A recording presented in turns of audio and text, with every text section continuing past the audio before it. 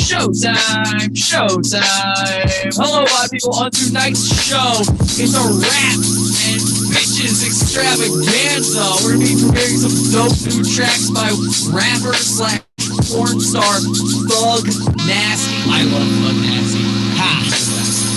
Real cool guy. I mean, this dude and a lot of porn sites.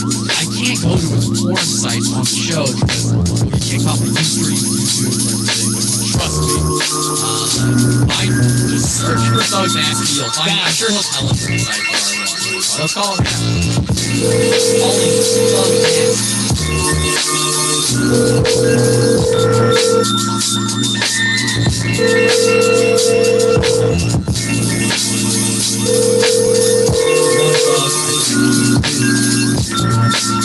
Hey, what's up with it? It must be hard fucking awful. Oh, yeah. Hard fucking awful. What's up with it, man? What is up, Thug Nasty? Oh, man, you know me, man. Just fucking getting good money as usual, man. Hey, you know what? I just, man, I smoke so much fucking weed, man. As soon as I see the fucking number, I just remember she had an appointment, man. What you do? Pod off of television. All right. Pod off of .com. What's good, man? Look, I was Yeah, I'm too nasty for the radio. Thug Nasty, too nasty for the radio. I'm too nasty for the radio. Thug Nasty, too nasty for the radio. Yeah, I'm too nasty for the radio. Thug Nasty, too nasty for the radio. I'm too nasty for the radio. Thug Nasty, too nasty for the radio. Thug Nasty, too nasty for the radio. Thug Nasty, too nasty for the radio. Thug Nasty, too nasty for the radio. Thug Nasty, too nasty for the radio. Thug Nasty, too nasty for the radio. Thug Nasty, too nasty for the radio. Thug Nasty, too nasty for the radio. Thug Nasty, too nasty for the radio. And it was written, I speak into existence every lyric that I'm spitting. No bullshit, I wouldn't shit you if you was my last heard. All a man has is his word. Thug Nasty, too nasty for the radio. I wouldn't clean my act up if you pay me though. Your girl loves my dog style and wanna pay me though. I'm from the old school, no Captain Saber, ho, I got him on the daily though. Women are my luxury, I'm a sex addict, no need for recovery. No skullduggery, no shit, skullduggery's a word, you can Google it. Call me a lyrical soldier, vocabulary broke. Every morning I give thanks, waking, bake, drinking, Folgers. I'm from 707, hey, backwards that I told you. I'm on the pod off the TV show because I'm too nasty for the radio. Yeah, I'm too nasty for the radio. Thug Nasty, too nasty for the radio. I'm too nasty for the radio. Thug Nasty, too nasty for the radio. Yeah, I'm too nasty for the radio. Thug Nasty, too nasty for the radio. I'm too nasty for the radio. Thug Nasty, too nasty for the radio. Thug Nasty, too nasty for the radio. Thug Nasty, too nasty for the radio. Thug Nasty, too nasty for the radio. Thug Nasty, too nasty for the radio. Thug Nasty, too nasty for the radio. Thug Nasty, too nasty for the radio. Thug Nasty, too nasty for the radio. Thug Nasty, too nasty for the radio.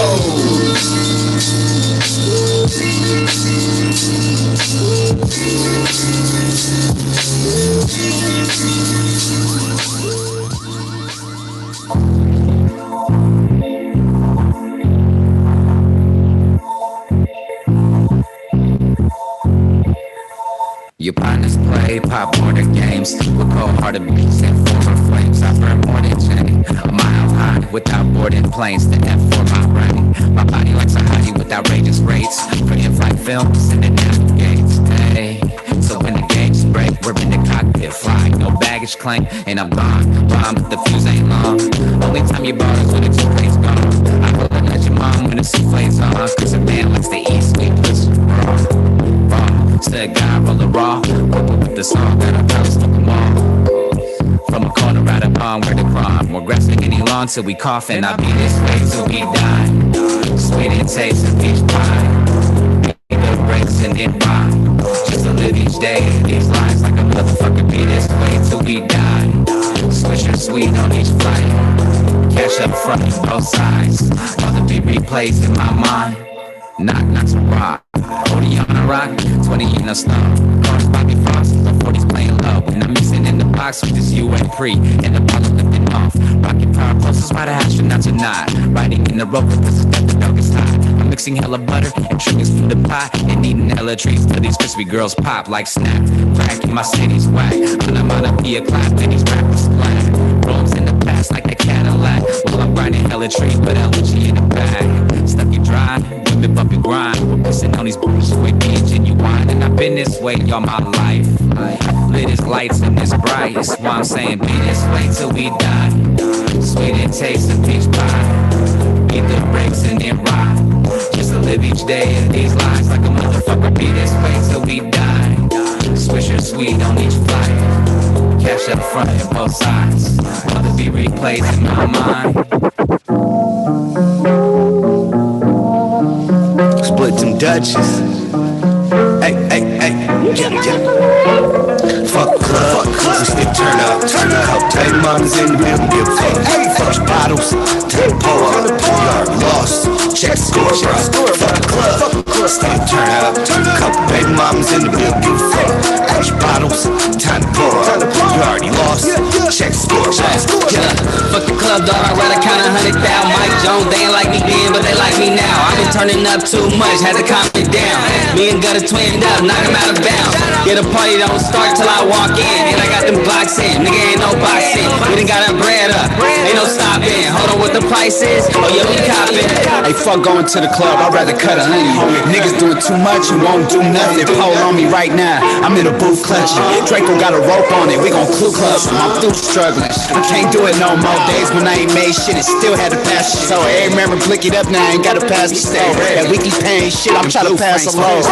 Club, we still turn up. Baby mama's in the building, give a fuck. First bottles, time to pour up. We already lost, check the score, bro. Fuck club, still turn up.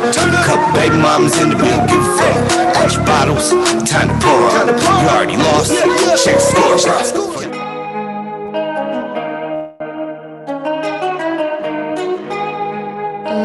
It's gonna be. Yeah.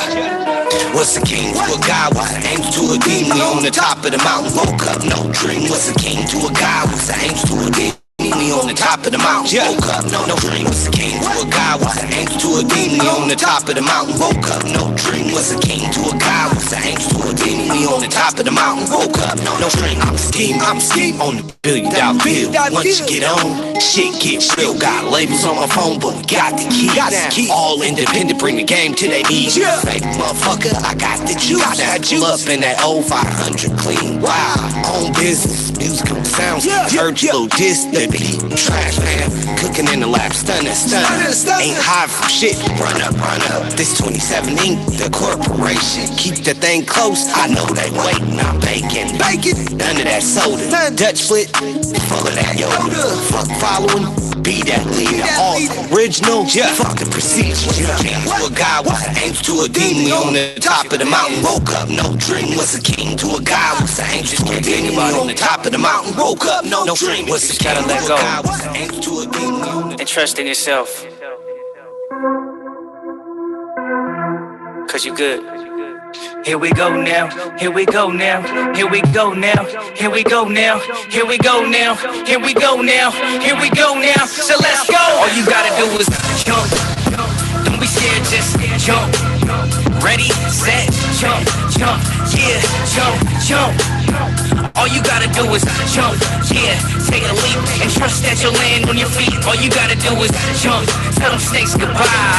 I'ma teach you how to fly, all you gotta do is jump. Skydiving in a hurricane, left my parachute like I never heard of pain. Hit my bullseye with perfect aim, now I'm killing them softly like when Roberta sang. Yeah, you could do the same. You could choose the fame, but don't confuse the game. You could paint a picture, then you can choose the frame. You can leave your mark, and they remove the stain. Don't worry about them other guys, otherwise you'll scare away the butterflies. Yeah, the only thing on your mind should be the look in your mother's eyes if your brother dies. Yeah, so throw caution to the wind. If you can't, then you're your own obstacle again. If you don't hold your breath, is it possible to swim? It's all psychological, my friend. All you gotta do is jump. Don't be scared, just jump. Ready, set, jump, yeah, jump. All you Put me on. Put us on. Hey, Cognac. Put me on. Try and get on. Stack a million, then I'm gon' get money when I want. Say something, say I won't. Get mad when I don't. I get mad when I don't. Tryna get on. Stack a million, then I'm gon' get money when I want. Say something, say I won't. Get mad when I don't. I get mad when I don't. I've been gone for a minute, so I owe you. I step out Sunday with my church shoes. Cognac, find me on the top shit. 10K to put in work, I should hold the bill. Moving independent, now I got it, and I'm going up. How I move, get it silent, still be showing up. Put me in the game, put me in coach. I've been shooting in the gym, and you see the strokes. Coming through in the clutch like it's Dame time. 6 man of the year, I go get mine. Use a fan, you should clap a little louder. Spectating in the crowd, being mug, use a follower. Dirty gameplay that we ain't gotta break rules. T-code, beast mode, that's my only move. Coach Scotty got me running, that's a line drill. Colorblind, strange thing, took that blue pill. Put me on. Try and get on. Stack a million, then I'm gon' get money when I want. Say something, say I won't. Get mad when I don't. I get mad when I don't. Tryna get on. Stack a million, then I'm gon' get money when I want. Say something, say I won't. Get mad when I don't. I get mad when I don't. You know what I'm saying, man? Real GG, man. Young Big, man. You already know I'm rocking, nigga. Ray Hook, man.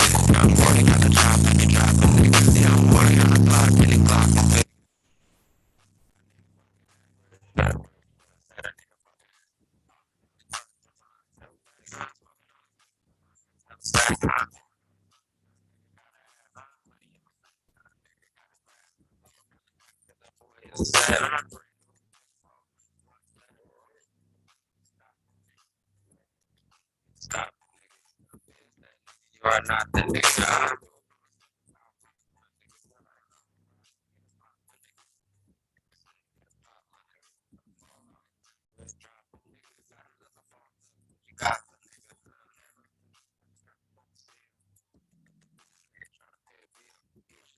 I ain't got no bills, still no deal. I know it ain't still, but I know that bitch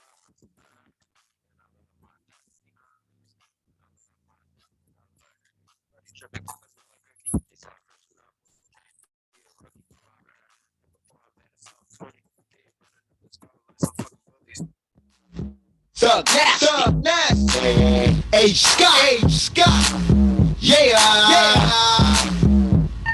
You busy. What are you smoking? I don't brag on my dick and I'm not from Oakland. Say 707 backwards. 707 should be your answer. I'm just playing, I'm just joking, man. I love Oakland. I just needed another word to rhyme with smoking. I'm Thug Nasty, lighten up, nigga. All I do is smoke weed, rap, and drink liquor, nigga. It's H. Scott. One on the spot off the bay a lot. From East Oakland, smoking like a Newport. Born and raised in the name, I sound like a New York. Born to max, blowing a sack. Age Zilla, fantastic, flowing on tracks. Hella niggas run around knowing they rap 707. I'm up, blazing on tracks. Well, I be pimping, and pimps don't dance, be boogie. Baby pimps don't go to school, they play hooky.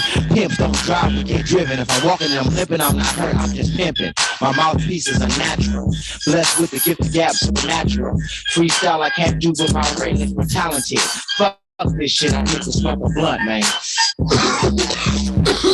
Holy shit, nigga. Crazy, nigga. Hey, Scott. Raised in East Oakland, 23rd. Nigga always rhyming using funny words. Gunplay on one range. Nigga keep the heat close. Wearing baggy jeans, white tees, and a peacoat. Known for hella shit. Oakland Raiders, Oakland A's, Oakland Strings, Oakland Faders. Tom Hanks, great actors. UEP, Black Panthers. 657 and Hammers, dancers. I'm from the VALLEJO. Home of Mac Dre and E4O. OG Sly Stone and Confunk Shut. At the function, slap some hobo junctions. Fair Soriacs always bumping. H got not a lane or a new name. Remember when there was 2 lanes. Fuck the fame, I do it for the money. I'm needy, not pretty, man. It ain't funny. It ain't funny cause it ain't no joke. Yay area, Vallejo, San Fran, and the Oak. It's right.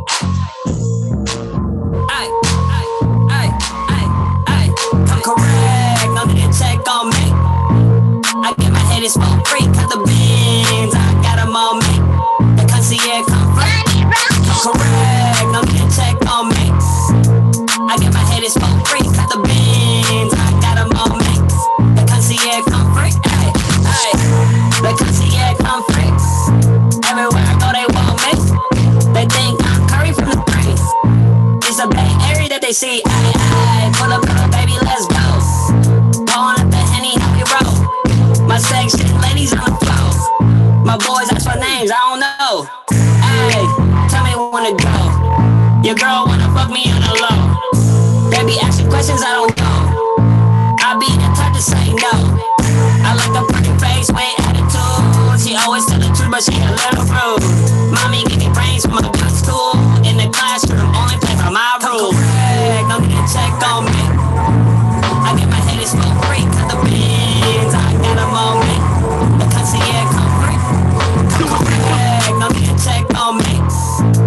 I get my head is smoke free, cut the beans, I got them on me. The concierge come free.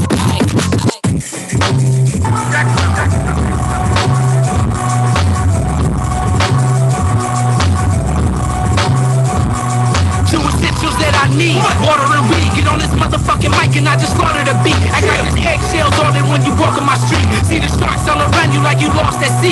Yeah, you talk like my sheets, baby. The 500 count. Catch me with a pity in the city getting blended out. Don't be like a semi when I'm in him, I just gun it out. If to give a shit, I guess I just be like, fuck it now.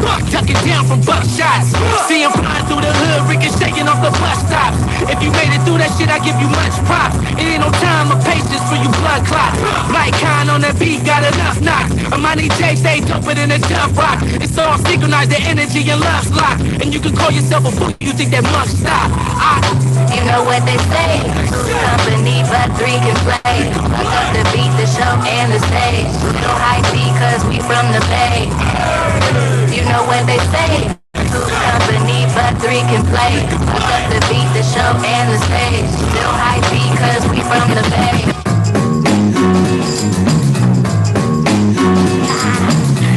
I'm really feeling like this. Let's do something. Shake the fuck up. Girl, bye. I don't see why you trying to terrorize me. Acting like we in the jungle, somewhere where the lions be. Gossip and carry on. You ain't got a life. See, if you did, you wouldn't be so worried about me and mine. But I'ma disappear on you, baby. Worse than Houdini. Cause you won't see me again till I appear on MTV. I'm gone, moving on to do something productive. I ain't got time to be wasting thinking about all this dumb shit. I'ma just scribble a line or 2 and leave it there. Maybe even buy you around just to make it fair. That's about as much humility as Karen can bear. I really care less about the mugging you said. So there, now what? I be moving and shaking, bobbing and weaving, all the haters and fakers. Keep it legit, keep it lit, never gon' quit. I'ma make it whether it's burgers or rhymes. I flip. Okay, hold on, Mikey. I kept going just to fight the good fight, but I can't hear myself in these headphones. So that's all, but yeah. Please don't get me started. Extended the clip to 18, now we don't get caught it. Walking to the club, I'm looking for a Meg Thee Stallion. Hate on us, I hit your neck, your back, and body, yaddy, yaddy. Break it, it's like this karate. Drip Fiji water. You don't gotta wonder, that bitch with me like a stalker. Got beat up in the field, US team in soccer. Fucking game is only proper. I'm a Kyle Rittenhouse, I walk around with a chopper. Get the poppin', all these corny niggas go red and back. A middle finger to the coppers. And my oppas in the pasta. Hit you knocking out your body, hit your noodle top ramen. Yeah, don't get me started. I am seasoned, let it pepper at the cartridge when insulted. I'm assaulted, said you king, you was lying, you move faster. So I stopped them out once I dropped them. It's a riot in this bitch, 40 goons like Alibaba. It's a dying in this bitch, 45 knock off stomach. If you die up in this bitch, my ambulance is coming for you. 96 Honda, try me, I get started. Please don't get me started. Extended the clip to 18, now we don't get caught it. Walk into the club, I'm looking for a Meg Thee Stallion. Hate on us, I hit your neck, your back and body, yaddy yaddy. Break a bitch like this karate. Drink Fiji water. You don't gotta wonder, that bitch with me like a stalker. I got feet up in the field, US women soccer. Hey, kicking game is only proper. Well, it started, got a TD, still retarded. Gang banging, maybe the smartest, don't remember you from the apartments. Walk off with the cockpit, little homies come full of horseshit. Pick whatever they grab and cock it, pick whatever they can rob and lock it. Chandre, every season I link with Old Bay. I be trying to get her for the bag while y'all trying to brag legs. I keep it simple while y'all on that wish to add eggs. Family guy, I got the lowest while y'all on that giggity giggity. Carnivore, red to see like a dinosaur. Out in the public like Ola Major. You don't know me like Christian Dior.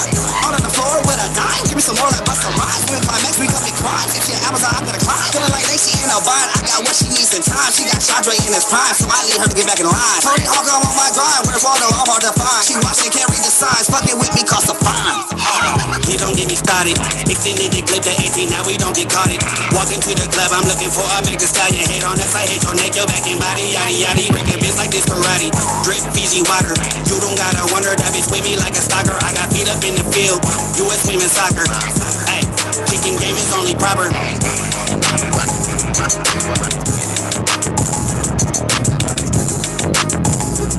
It's real. They want me to rock that. Nice chain on the Rolex diamond watch. I don't even rock with the physical like that. I'm trying to tap people back into their souls. You know what I'm saying? It's real. Look, I don't mess with the physical. If I get to shining, then maybe they'll listen though. Maybe I ain't deviating, I'm still on a mission, bro. Trying to wake the blind, don't see which way to go. Hey, I don't mess with the physical, I'm just tapping into the soul. Living life on the go. Rabbit hole, it get deep, I'm going as deep as it go. You can fish in the boat, I'm breaking the code, no defense. She is feeling not. Hit 'em with this knowledge, hit 'em like I'm right. Gotta keep it humble, no need to get caught. High frequency, I don't think you can tap it. So I'm here to let you know, you got it in the flesh, that's for sure. Hold on to your mind, never ever let it go. I'm just trying to build, trying to get it off the floor. Waking people up, time to get in God mode, it's for real. Yeah, it's real. Yeah, it's real. Yeah, it's real. Keep it real. Keep it real. Yeah, keep it real. Yeah, it's real. It's real. Keep it one. Keep it real. Keep it real. Yeah, keep it real. It's real. It's real. Yeah, it's real. Keep it real. Keep it real. Yeah. Out here flexing like you woke. See straight through you, I don't need no telescope. I don't need your constitution, I don't need your white hope. I don't need your good deeds, taking hits, mouth around like I'm Creed. Why you plotting on my essence? Yeah, steady counting on my blessings. Yeah, this ain't equal competition. If you can't keep it real, it's your character and vision. Don't follow intuition, state facts. Never like saying shit I gotta take back. Got the kind of vibe that you can't hijack. Me and my crew set, I put that on my zodiac. Yeah, and I keep it wavy. Stay rooted deep so you really can't shake me. Keep my aura clear so your energy don't phase me. Too elevated so my soul can be great deep. Yeah, it's real. Yeah, it's real. Yeah, it's real. Keep it real. Keep it real. Yeah, keep it real. Yeah, it's real. It's real.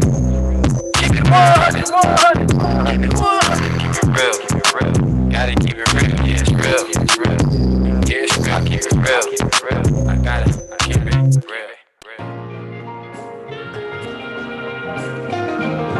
So hard I've cried. Dad,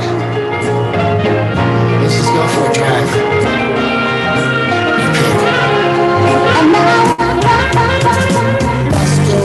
Goons in a gas room and gas a lot of case. Shame in a test tube, swept by deck rooms on the slaughter face. Waterway, I'm on a state, was on a rate, I'm on the 8. I gotta hate the corner state, you got a new letter, I do relate.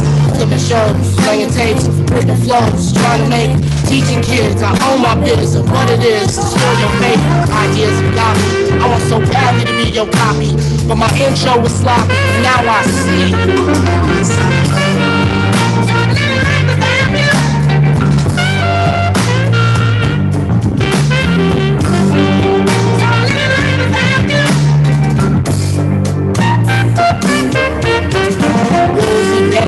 Been renewed, MOK, beg the rules. I've been to school, degrees and Jews. I smoke, I float, I make canoes. Yes dudes get chest dudes. A mess, lose my nest soon. Got less room for the cesspool. Music shit, hell's restroom. Switching codes, fade, fade. Hit the cold, let it fade. videos, pretty hoes, really hoes. And I ain't making dad money. And it's funny cause I thought when I was bumming I was caught. And now I see. So I'm living life without you.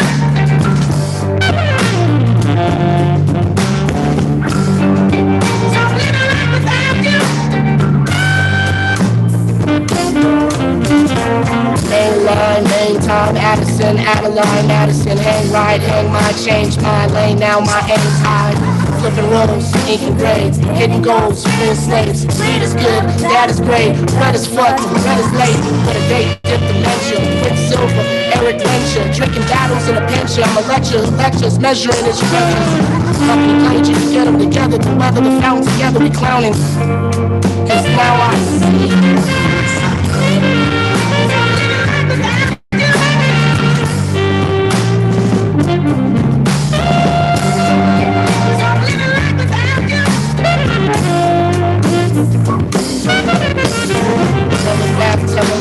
Tell me how you figure out I'm good for now, I'm good for crowds, you good without, I'm in denial.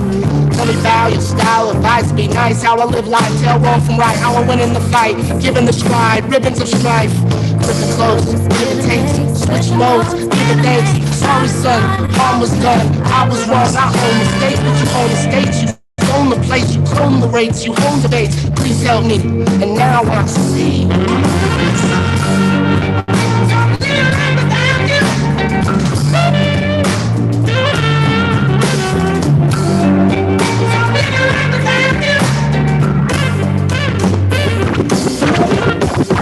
Gotta listen. Yeah. Yo.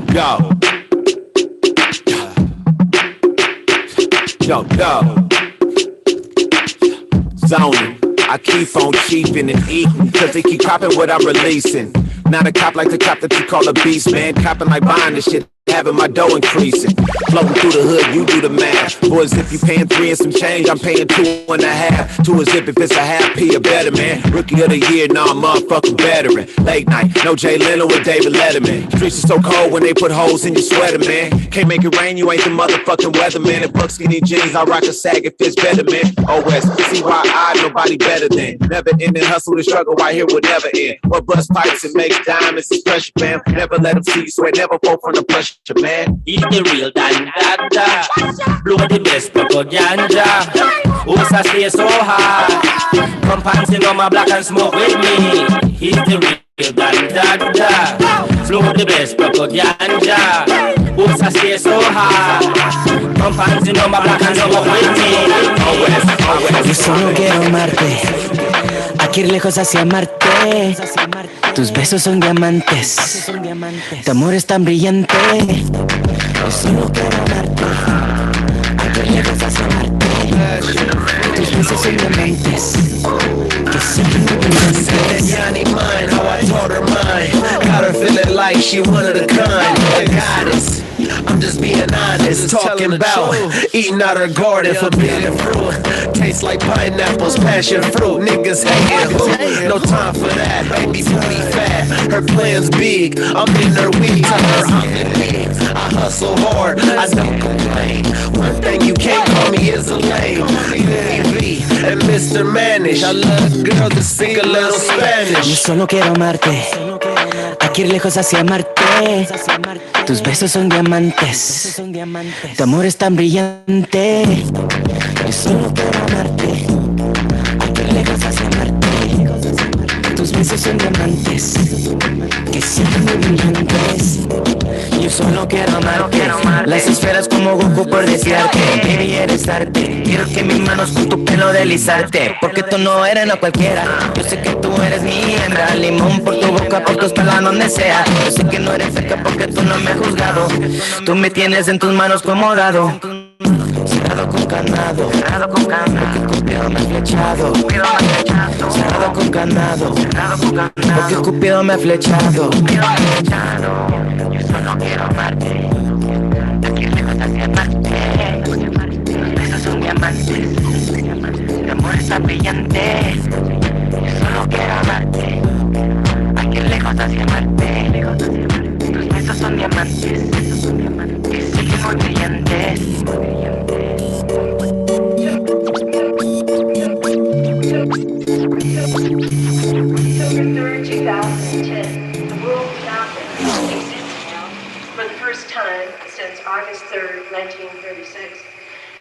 when he roared into a Florida night, the last of us children. He talks of gypsies laying in wait on dark country roads, of ignorant Indian Puritans to scare his family into death, of community violence turned inward, Saturday night stabbings and Sunday morning redemption. Brandon, give me the keys. We in the dirty, dirty South, early gun-proof sunroof, hanging 430, getting ghetto and nerdy. Watches me catch up, these niggas got thirsty. Down in town, fitted crown, my get down derby. Red bone swirly, dental work pearly. What? Get the church, step the water worthy. Chronics, sonics, milkshakes, and curdies. Dominant on the road, goddamn, I miss Kirby. How can it begin? Dirty raps, funny cats, B-town friends back then. Knew I had that passion to serve. Ops like some music, but he hates the words. Two live ghetto boys, they was the sleepers. Screwdriver, scooters, traffic and stolen beepers. Southern drawl, yeah, strong, game got deeper. UGK sunrise, we lost in the streets. Windows go down, down. Sleep with our side, not the suicide. They on my way downtown. Sneak and we ride, it's hot through the night. Speakers go down, down. Eat and we fly, build and we sigh. Kisses like down, down. Think as we ride, can't keep it all inside. Our pops from Jupiter, West Palm, Florida.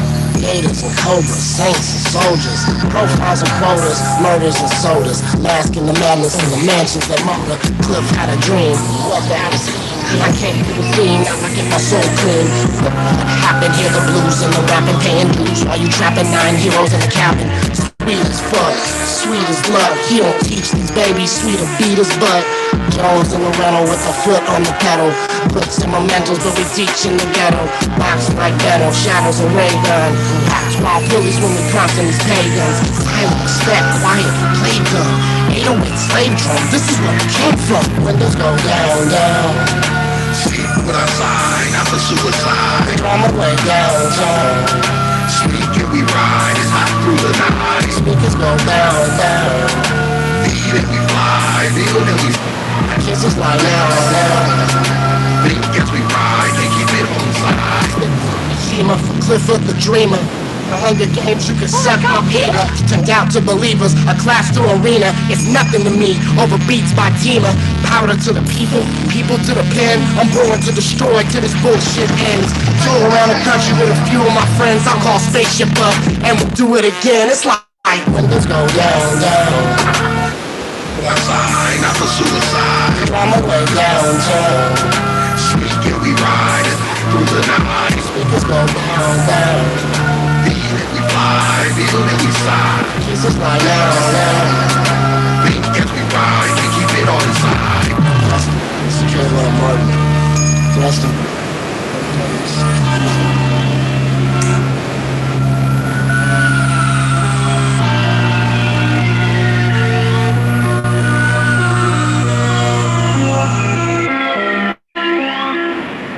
Treka know better, do better. DJ Rowe. What up, what up? Hey, you in the building, Treka? You here? I'm here. I had a little technical difficulties once again. Had my earbuds plugged in and I wasn't plugged into the earbuds, but I'm here. Welcome to Know Better, Do Better. We ready? We ready whenever you are. You want me to start the intro or you want to wait a little bit? We can go. Let's go. Got lots to talk about.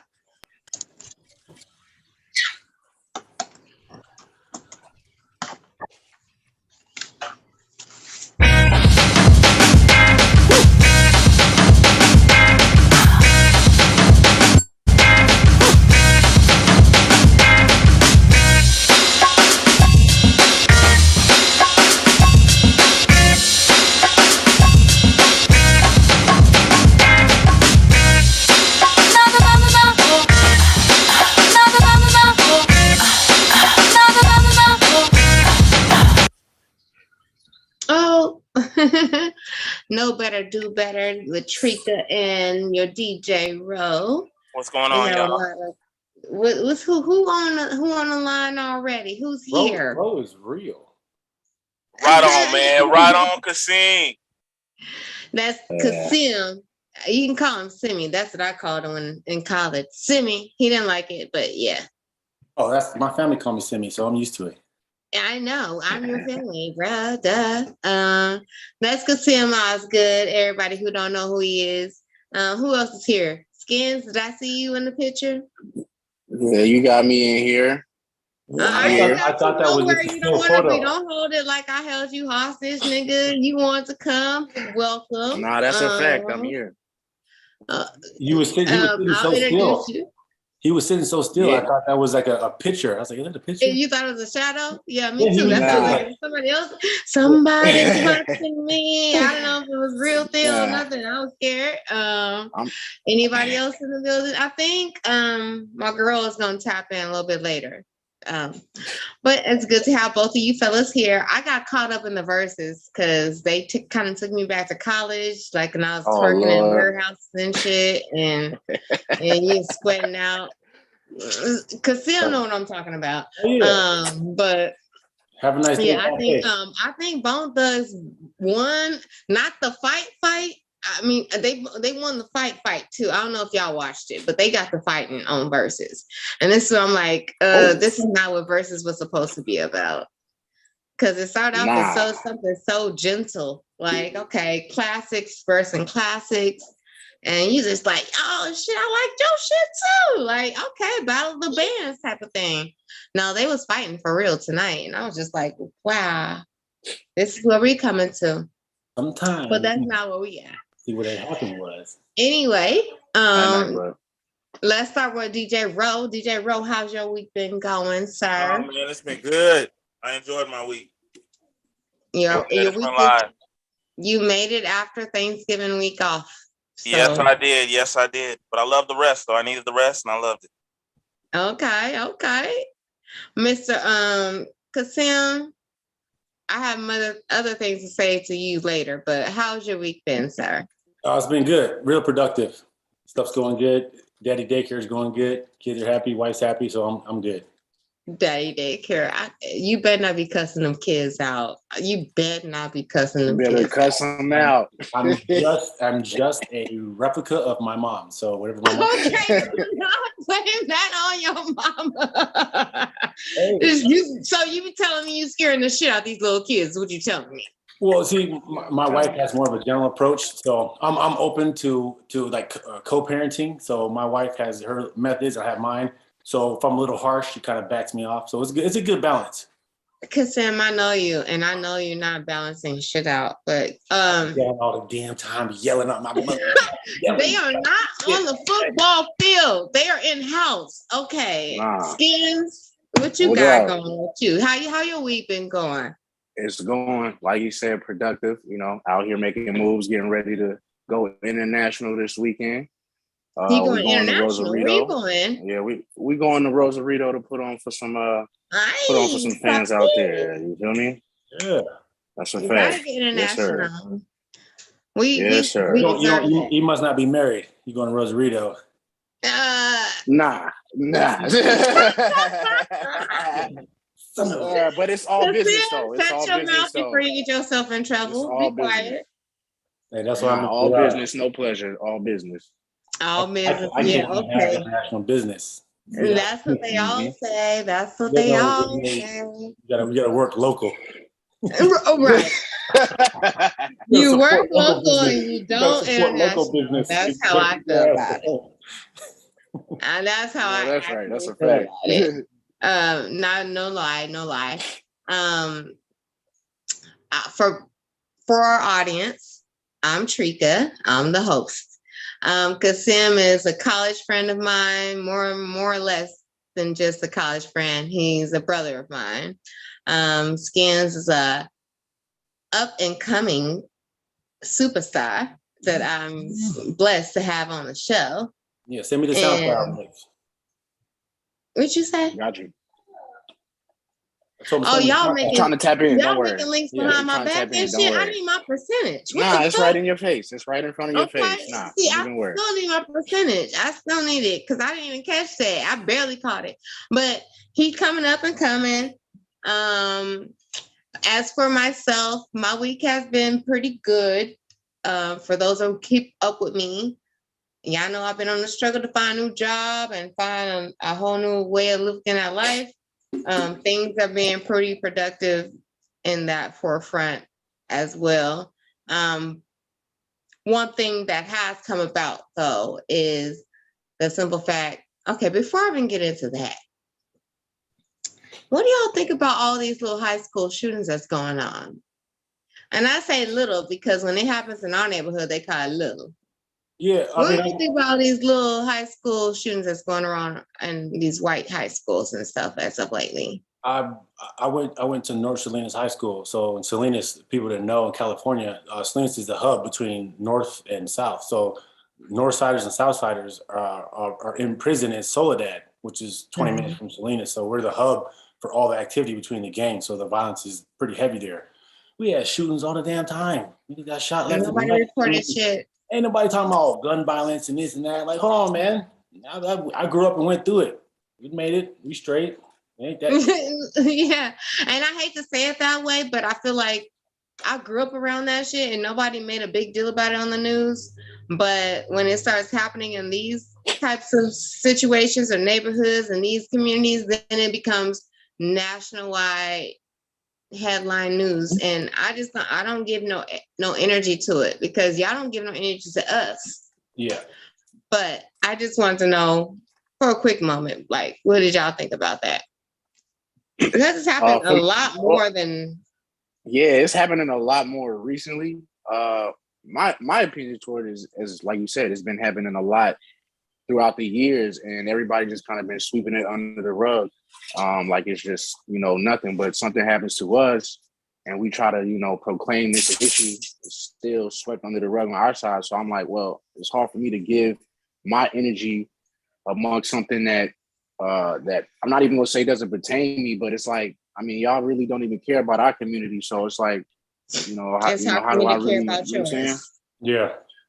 And I don't think that's really like being incompassionate. Is just like, you got to maintain where you give your energy and where you give it. So you gotta start at home first. You gotta start at home first, yeah, and then you I can can't do branch no out good to for help you if others. I'm not good for myself. You know, it's crazy. I think our passion, our compassion comes from, all right, now y'all see what we're going through. Like, I feel for y'all. I get it, but join the club. Like, I'm not going to give you pity.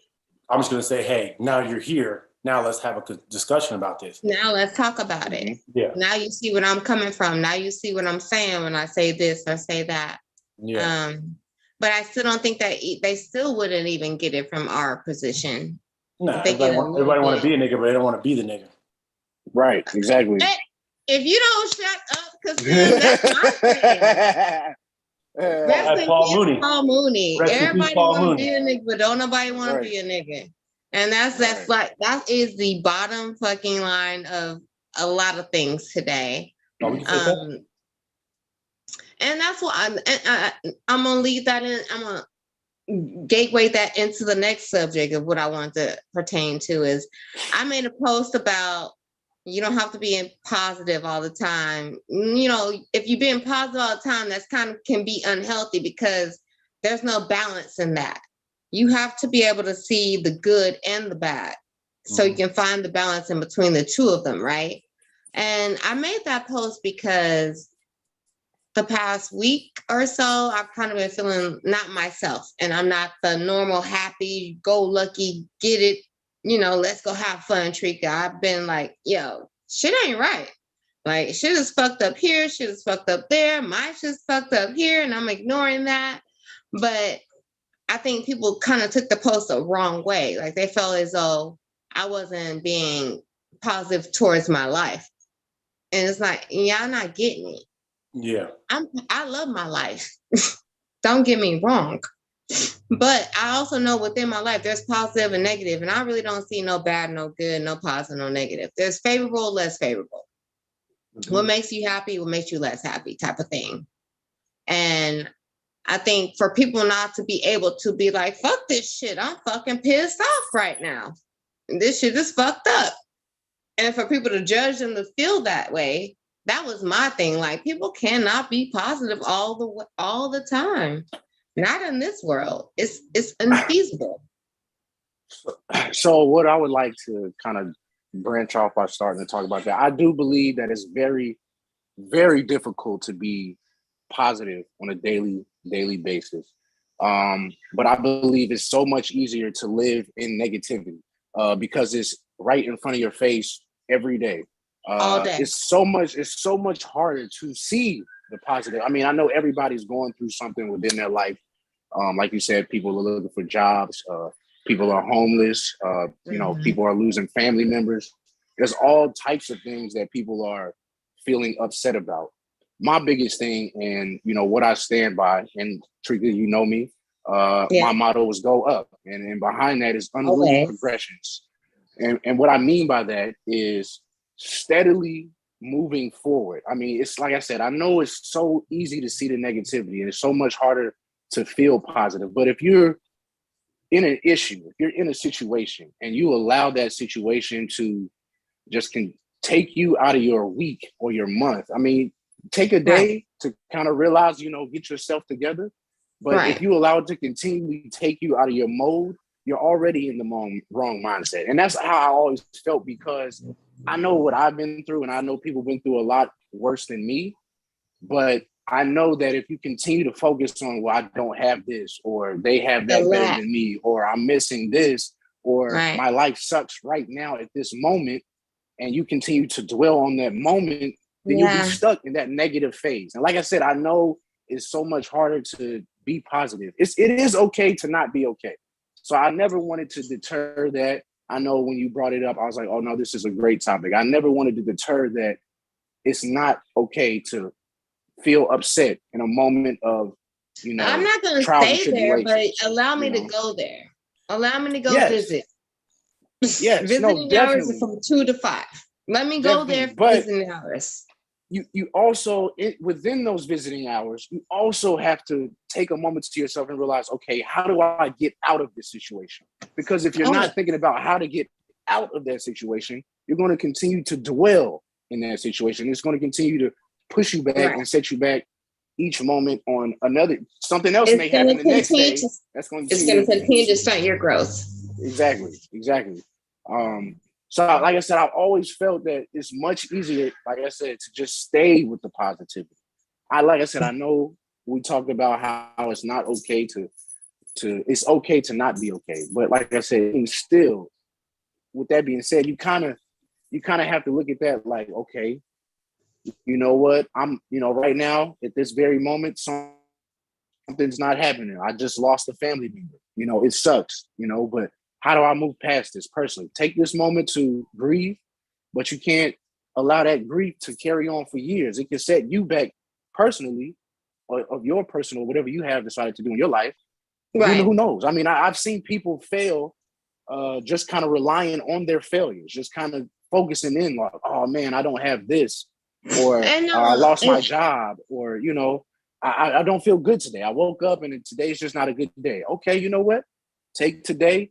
Get yourself together. Tomorrow, let's go back at it. But if tomorrow you still upset about what happened yesterday, you're wrong. I don't want to put that, you know what I'm saying? I don't want to put it like everybody's, No, but that's the real shit. Like if you allow yourself to stay in that fog, and you allow yourself to stay in that darkness, you can't grow. And this is the thing that I tell everybody, like, you might catch a day when I'm not in the normal Treka mode, but I won't stay in that forever. But allow me to be there. And I think a lot of people don't allow me to be there because they're so used to me not being there. That's so I get the other side of it. Like, no, you know everything's gonna be right. Everything always good. You already know how to do this. You've been through this. You've been through that. Like, allow me to chill, my nigga. Like, let me live. Let me live like you live. Because you hold me to so many high expectations, but I'm still the same person that you are. That's 100. Every time I see a post where somebody's talking about their vulnerability, people don't allow people to be vulnerable. They quickly jump to the knee-jerk reaction of, let's get you back happy again, as opposed to saying, hey, this happened, we're going through it. Okay, now you have these feelings. Let's talk about it. Let's get through it. Let's work it, and let's move past it. But I'll work with you together. I'll dwell in it with you. be there for you, walk you through it, and then when you're ready, I'll grab your hand and we'll jump over the broom and we'll get to the next level. Not a lot of people are ready to ask you, well, what do you need from me to help? People don't want to be part of the solution. They want to tell you they don't have nothing to but offer. they don't want to be part of the solution. Exactly. And they don't have anything to offer because they don't know. They've Thoughts never and been prayers. there. That's it. People say, I tell people all the time, like, don't send me thoughts and prayers. If you're going to pray for me, Fuck them thoughts I and get prayers. prayer out. Let me Bad, see it. but- And let me say I received that prayer in Jesus' name. But fuck them thoughts and prayers. Send me Well, what you think about who you praying to? resolution. What you think about who you praying to? You might be praying to the wrong God, and I might get curse put on me. Right. My religion, you know what I'm saying? I believe in Jesus. And your thoughts might not be the greatest. Yeah, you gotta call Jesus by his name. You know what I'm saying? He walked on water. He walked on water. You better say his name. Shit. That's a fact. If you can't do that, then keep your mouth shut. Like it's simple as that. I think that people want to offer up so many solutions for things they've never been through before a day in their fucking life. And then they want to judge you if things didn't go the way that they thought it should have went. That's why I mentioned motherfucker, you ain't in my position. You not walking my shoes. That's why I mentioned Bob. Let me tell you. You've been through it. Bob in them 30 minutes, 33 minutes. See, and I remember how many minutes we talked. 33 minutes. Bob changed my process of thinking that day because that day I was really not feeling myself at all. And I'm not even trying to like to my own horn or anything, but I know I'm great. Mm-hmm. I know I'm a blessing. I know I'm here for a purpose, but I've been in such a place where I've been doubting myself. And everybody's like, oh, it's okay. It's okay. Everybody does that. You okay? You okay? I don't need motherfuckers to tell me you're going to be okay. You know, rah cheerleader. I need you to tell me, hey, what's wrong? Yeah. Talk through the shit. Like, let's talk about this shit. It might be ugly, but let's do it. And then tell me we'll be okay. I think what's really big in today's day and age is a lot of people don't communicate, or it's not that they don't communicate, they don't know how to communicate and do it well to another human being when they see someone going through something like, hey, I mean, obviously, I don't know. I know I might not have much to offer you, whatever you're going through, but obviously I want to offer my condolences on whatever it is, but what can I do to help? I mean, I know people can just be helped just by talking. And listening to what someone else has to say, listening, and that's important. A lot of people don't know how to do that. You have to give in their own lives. You have 2 ears and 1 mouth for a reason. Well, you have to give vulnerable ears. So when you give a vulnerable ear, they sees that and say, okay, I feel comfortable being vulnerable and open up to you. Yes. But people don't know how to give a vulnerable ear, like an ear of concern. Yes. Like, hey, I genuinely care what's going on. Let me help you. And I think a lot of that goes back to a lot of us, you know, I mean, we're all Black, so we come from strong families. And only on the weekdays. That bowling real shit. Look, nigga, I can't even get on the weekdays, only on holidays. Hey, and that's only before we get to eating. 9 to 5. When we cooking, that's the only time we get vulnerable. 9 to 5. I'm only Black after Thanksgiving. Right. On Friday after Thanksgiving. That's it. After that sweet potato pie get done. But I mean, like, really, people really they say they're there for you, but they really are not. Like, they're there to hear what they want to hear and try to assimilate that to what they know, but they don't get the whole picture. And I'd rather you just not say nothing to me than try to come to me and be like, "Oh, well, you're gonna be okay." It's not that your friend joined us. You're dismissing everything I'm going through right now. Your friend joined us. Well, another thing too is people, my friend joined. Like people don't... Okay, are you a moderator? Who joined? Angela. Jamie Jamie, hey, girl. Hey, how are you? Okay, everybody, this is Jamie. Jamie. That's Kasim, crazy ass with the big head. And then that's Skins. His name is Rondrell, but we call him Skins. Anyways. That's Skins. But no, what I was saying before you said earlier, what I've noticed is a lot of people don't know how to accept change. No. When it comes to someone else's temperament or personality. When they see you, you're always a happy person, and then that one day that you're having that off day, they're like, oh man, your energy's off. And yeah, they hold my ass. People see, that affects that person that you're around. They feed off your energy. When you're not giving it, they need it. Exactly. And I've realized that's exactly that what it is. the most. That's exactly what it is. And it's like, well, I'm not getting as much energy from her. So what's wrong with her? Because if something wrong with her, something wrong with me. No. Yeah, You people need not to willing to feed share your own that. energy up. You don't need to feed off anybody else's shit. You need to have your own. I don't know what you call it. Wizam. I don't know. But yeah, there you go, girl. People are Thank used to getting their best foot forward. So when you show your vulnerability, it's like he was saying, they're not used to that difference, the change. Yes. Like, oh, wait a minute. Exactly. Something's off. Don't be like that. I need you to be this way. Yes. Well, Exactly. I just want what I want from you. I don't want everything. I just want what I need. Exactly. I don't want the whole you. I want the strong you that I met, that I wanted to be friends with. I want superficiality because it makes me feel good about myself. Right. Like I've done enough investing. Damn it, Kassim. I've done enough investing in you. I just want the superficial. So when you're saying something personal, oh, I'm not there for this. I don't want to hear politics. I just want to hear entertainment. Right. That's it. Shut up and play football. I'm not here to Shut up and play football. I don't want to know your I'm not opinion. here for your entertainment. Pay you to run, nigga. Don't talk. Shut up and dribble. Shut up and dribble. They don't tell Aaron Rodgers that. Post, though. That's the honest reason why I made that post, because I got so many people coming at me like, what's wrong with you? You acting real negative. You're not yourself. You're not happy. You need to be happy. Everything's going to be okay. And it's like, yeah, I know deep down inside, because I'm a chosen one. So I already know everything's going to be okay.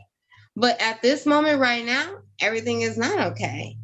And it's okay for me to be not okay. Like, I'm not here for y'all motherfuckers' amusement. Every nigga on the planet is not okay all the time. And if you are, then check where you were born. You're not human. You're a robot. You're not human. Get the fuck out of here. Even Colin Kaepernick, who is white half the time. You know and one time, when it's convenient. When it's convenient. Yeah, when you start. I'm not gonna get into that. Not gonna get into that, but yeah, when it's convenient. You're a starter and you're a Super Bowl quarterback. You saw that people were getting shot. Trayvon Martin. We just said at the end of the show, Kassim, everybody want to be a nigga, but don't nobody want to be a nigga. Mm-hmm. A nigga when it's fun, but when you start treating one, you're like, I'm not black. You start treating like a nigga, like, oh, I'm not black. I'm not black. I'm mixed. Yeah, right. Okay. Oh no, sir. Okay. No, sir. Yeah. When I clock out, I'm black. But when I'm on the clock, I'm on the clock. On white as clock. What? I'll have you know. I'll have you know my mother is white, even though she a dumb. And therefore, and all the other fancy words they use. Yeah, that part. I mean, and then I mean, and a lot of people don't understand. Like, a lot of that is due to stress. It's like I got really stressed out about having to be the strongest motherfucker in the room all the fucking time. Sometimes I just want to be the motherfucker sitting in the corner and nobody talk to. I know it's never gonna happen. Easier said than done. You know? Yeah, easier said than done. Okay, Skinny. I know it's not gonna happen for me. No, but listen, but I mean, think of it in another aspect, like the smartest person in the room. You know, sometimes you just have to be the smartest person in the room. Sometimes I am the strongest person in the room, even though, because they're not even, and I don't even want to say amusement. Some people are just mentally weaker than you may be, so they need your strength to carry them through their life. So when they see you at your weakest point, that can bring them down to an even weaker point. They already may be lower. Well, they going about this shit all wrong. So when you see me it's a spiral. Point, you just be building yourself up to the higher point. Take my spot, bitch. It touches back on that. No, I agree. I'm just saying it can happen. It can happen. I know. It touches back on the earlier point you said, where people are so conditioned to just take from you what they need rather than saying this is a two-way. So what you're saying was exactly correct. They're just there for what they need from you. And when you're not giving them what they need, you're like, hey, start giving me what I need or I'm changing the channel. Yeah. Quickly. I got a question for you, Treka. What's up, Jamie? So what's going on, girl? Tell me. I'm a little late to. I like how you broke that up real quick, girl. What's up? What question you got for me? I mean, Jamie is a high school friend, and I haven't really talked to her in like You 20 like a psychology major. I'm not judging. She's a nurse. You're close. You're close. She's a nurse. But Jamie, correct me if I'm wrong. Jamie wasn't always on a spiritual journey, right? No, not always. Okay. And so what was your question for me? I'm all ready for the questions. I'm always the host. So, well, first of all, I just want to say that I love what you're building here. So I got to hear more history around that later. Girl, you got to watch the beginning of the show. These niggas was acting up, but go ahead. I'll have you know. Yeah, fam, you too.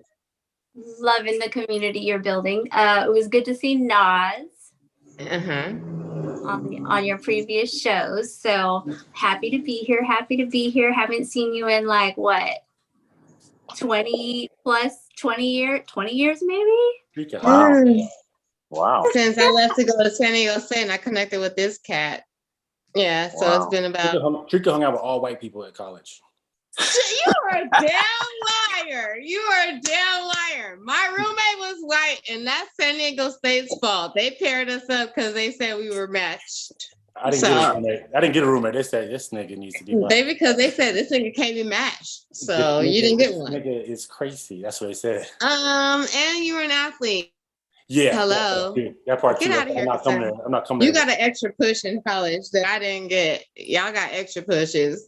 These motherfuckers used to be missing class and shit and taking tests on the side. I never missed class. I actually tutored other athletes. Oh, well, you were the first of the beginning. It was a condition of my scholarship because I came. The rest of your football team used to not take their tests when they have to take their tests. They take their tests in the room where y'all took them. You know the room. I don't know what the room is called now.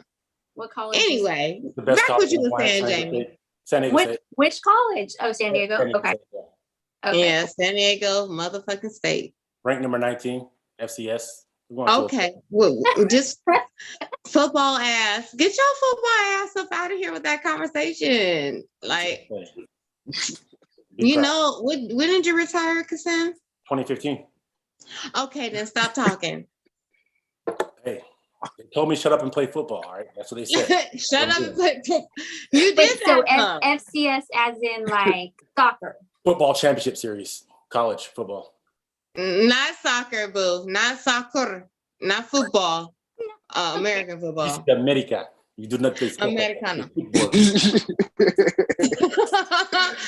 that other shit. Not the real football where you get the fuck niggas up while you kicking this shit. Not that one. The other one. Kasim played for the Chargers, which I hated because I hated the Chargers. But I played for the Jaguars, the Lions, and the Niners also. So I know, but you know what? You played for the bitch ass Chargers too. So you're doing pretty good. Boy, it was hard for me to be your friend. Treka, I don't even know who your team is. Who's your team, Treka? Raiders. Oh, you can't even see my earrings. I was like, you can't see my earrings because my hair is hella full right now. But yeah, Raiders. Exit this meeting room. You better not talk shit. I'll call Kirk right the fuck after this up. Don't. We lost one time to the Raiders in my whole career. Okay, but they lost a lot after you left. Not my problem. We whooped y'all ass in the queue. Anyway, Anyway, Jamie, let's get back on subject. Jamie is a nurse. Yeah, I'm a nurse. I'm a nurse in the ER, but I'm trying to leave. I'm trying to leave the ER. Trying to be done with.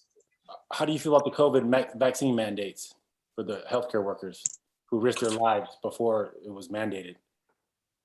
I think that it infringes on people's rights. I'm definitely all about informed consent.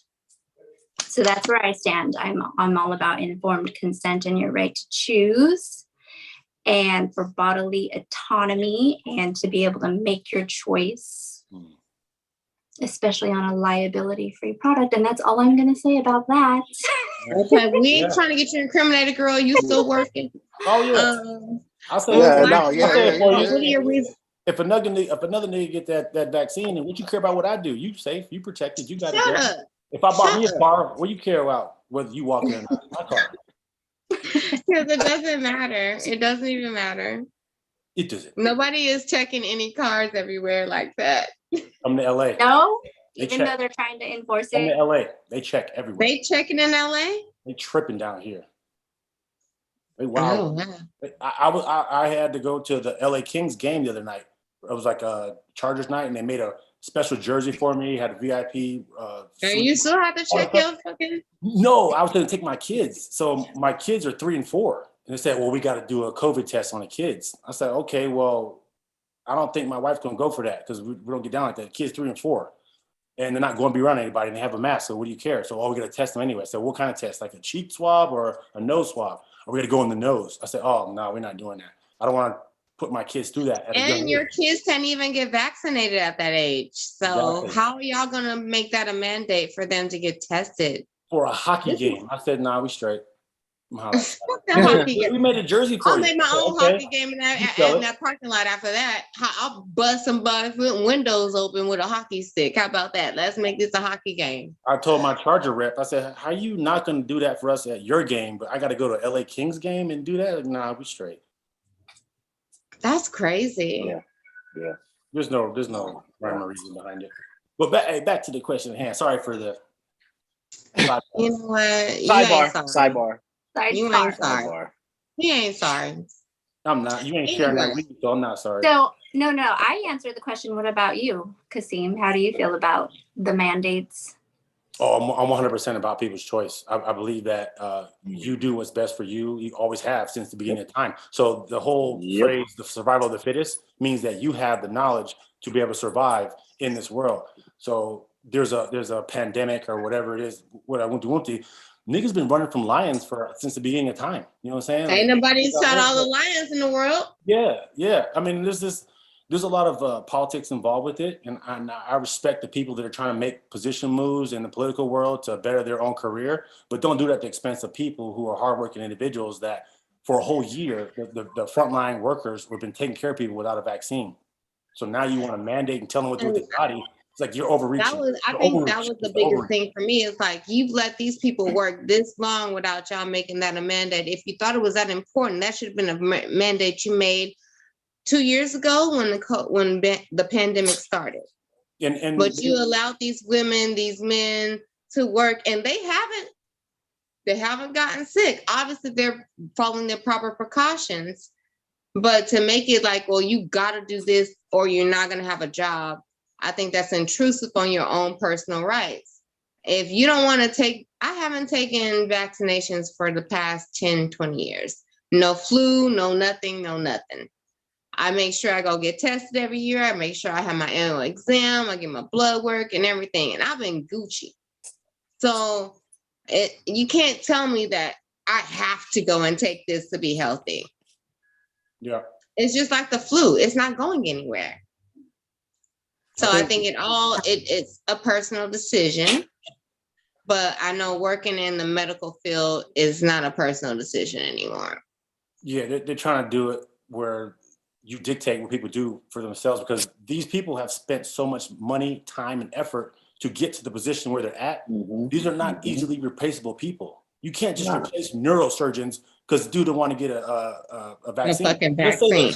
Let's say the top pediatric neurosurgeon is on call for a surgery for a child who's like, one of these political person's child has a brain aneurysm, and they put a stent in the brain. This is the only guy that can do it, but he's not vaccinated. Are you going to tell him that you can't do this procedure to save your kid because you're advocating for a vaccine? So that's the conundrum. Is like they won't tell you that they'll let him slide to get their kid taken care of. So there's a double standard that's in there. Certain federal. It depends on who it is and what the money's involved. Yep. It always comes down to where the money resides, where the money resides. That's all it comes with, the money resides. Jamie, did you have any other questions for me? I know, okay, because Jamie hit me up the other day. She's like, I got some questions for you. Are you cool? I was like, yeah, girl, shit. But I got nervous. So nervous. Yeah, because So when I Shut up, asked what was going on, what's going on, girl?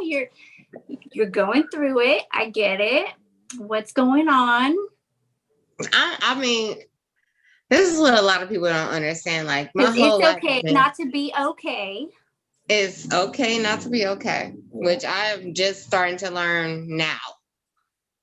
And I'm 40 years old. I'm just starting to learn. It's not. It is okay to be not okay. Coming up, a lot of people don't know. I came up really difficult.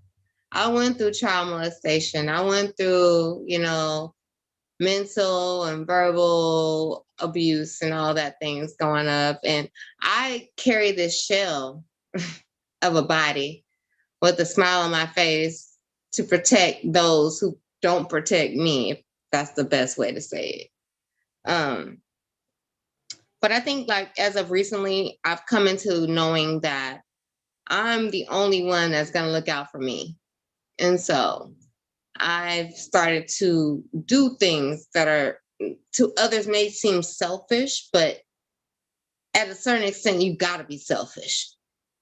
I'm supposed to be you-ish or him-ish. Like, you know what I'm saying? Like, if anything, I ain't worry about myself first, but there's different levels to that. Right now, I'm struggling. So you had to cut some people off, is what you're saying. Yeah, and I'm still cutting people off. If anybody was to say you were selfish, that means they're quantifying your actions based on what they need from you. And if you're not giving them what they need, then you're being selfish, as opposed to self-correcting. Not selfish, I'm self-correcting. I'm managing what I need to get my energy levels appropriate to be able to be the person that I can to bless others. I'm supposed to be a conduit of energy. Well, they have no right to make that assumption anyway. No, and you cannot be fully there for anyone else until you're 100% there for yourself. I don't care about what kind of relationship, friendship, any kind of shit. I have to make sure that I'm 100% with myself. So I've been doing a lot of unlearning as of lately. Yeah, for sure. That was because I have to break myself from those belief systems that I've been growing up with. I feel like one of the hardest things to love is actually yourself, and you almost don't realize that.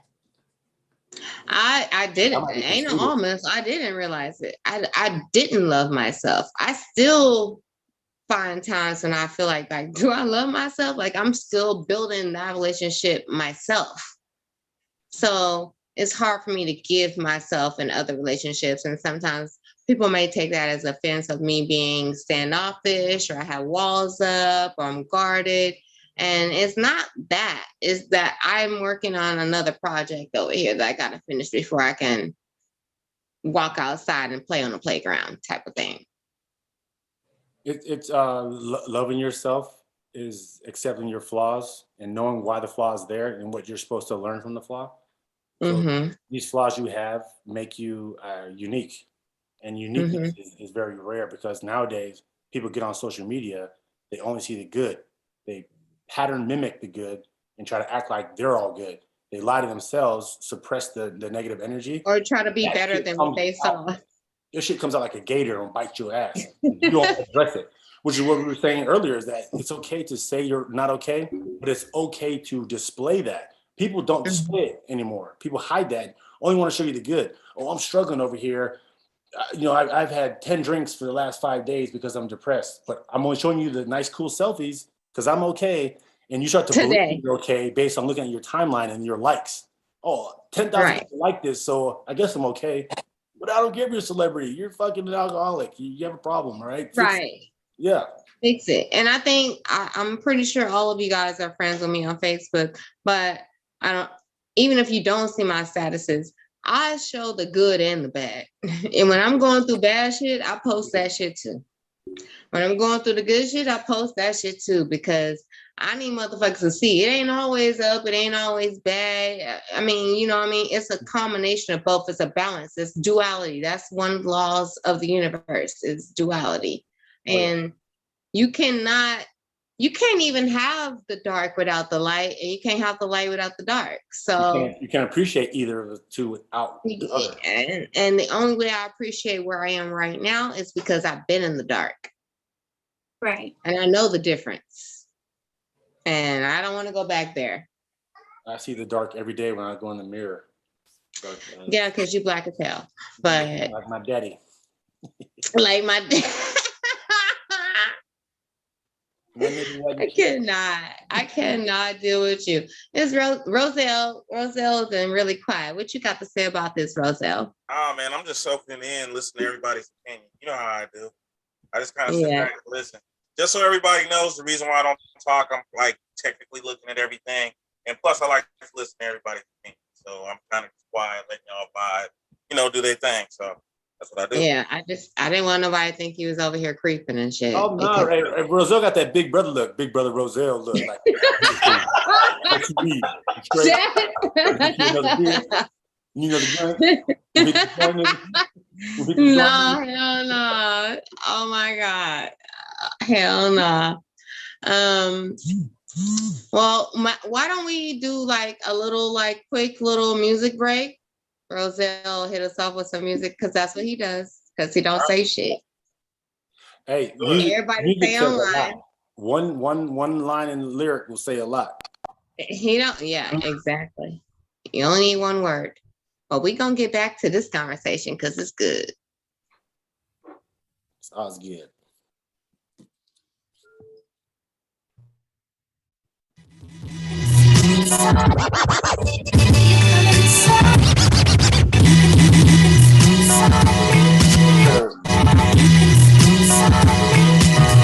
Feels so good. Feels so good.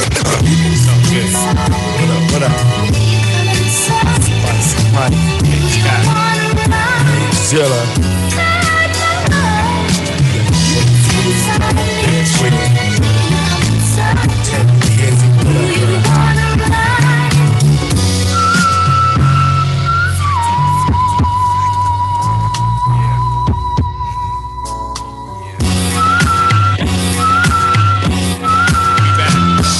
Back at it, a rap addict addicted to my spits. The rebel constitution getting loose from my wrist. The beat red, but I stay too dry. A wise guy wants a deep chocolate top. I'm out high.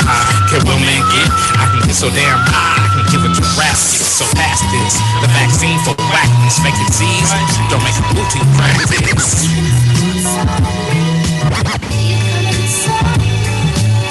I'm back at it. H has a bad habit of smoking mics like your mom's in a crack habit. Yo.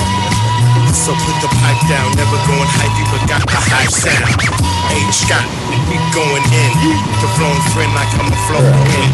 Showing the kin in a battle, I'm gonna win. Living your foe, a friend, your rhymes over the sin.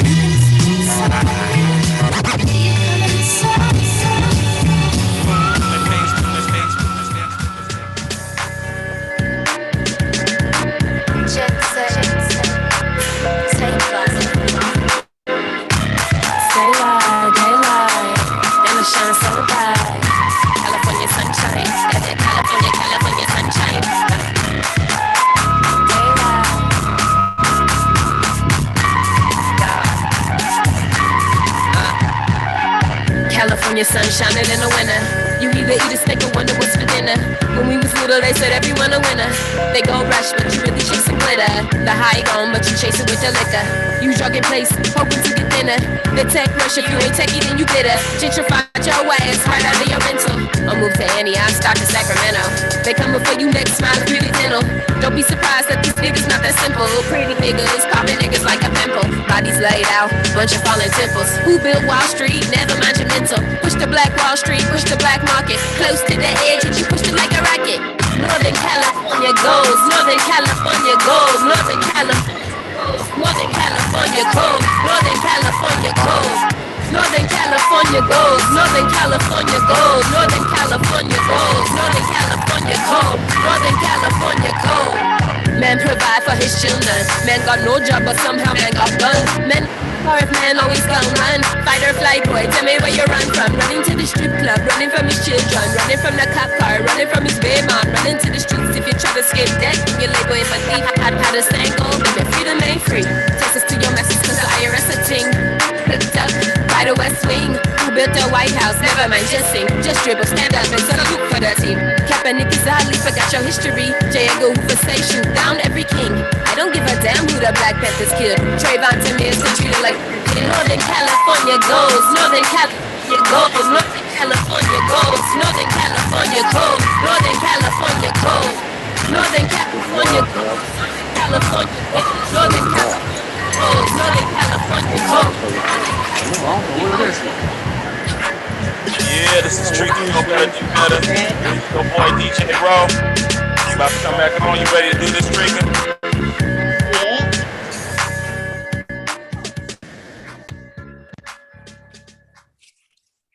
Oh, he's back.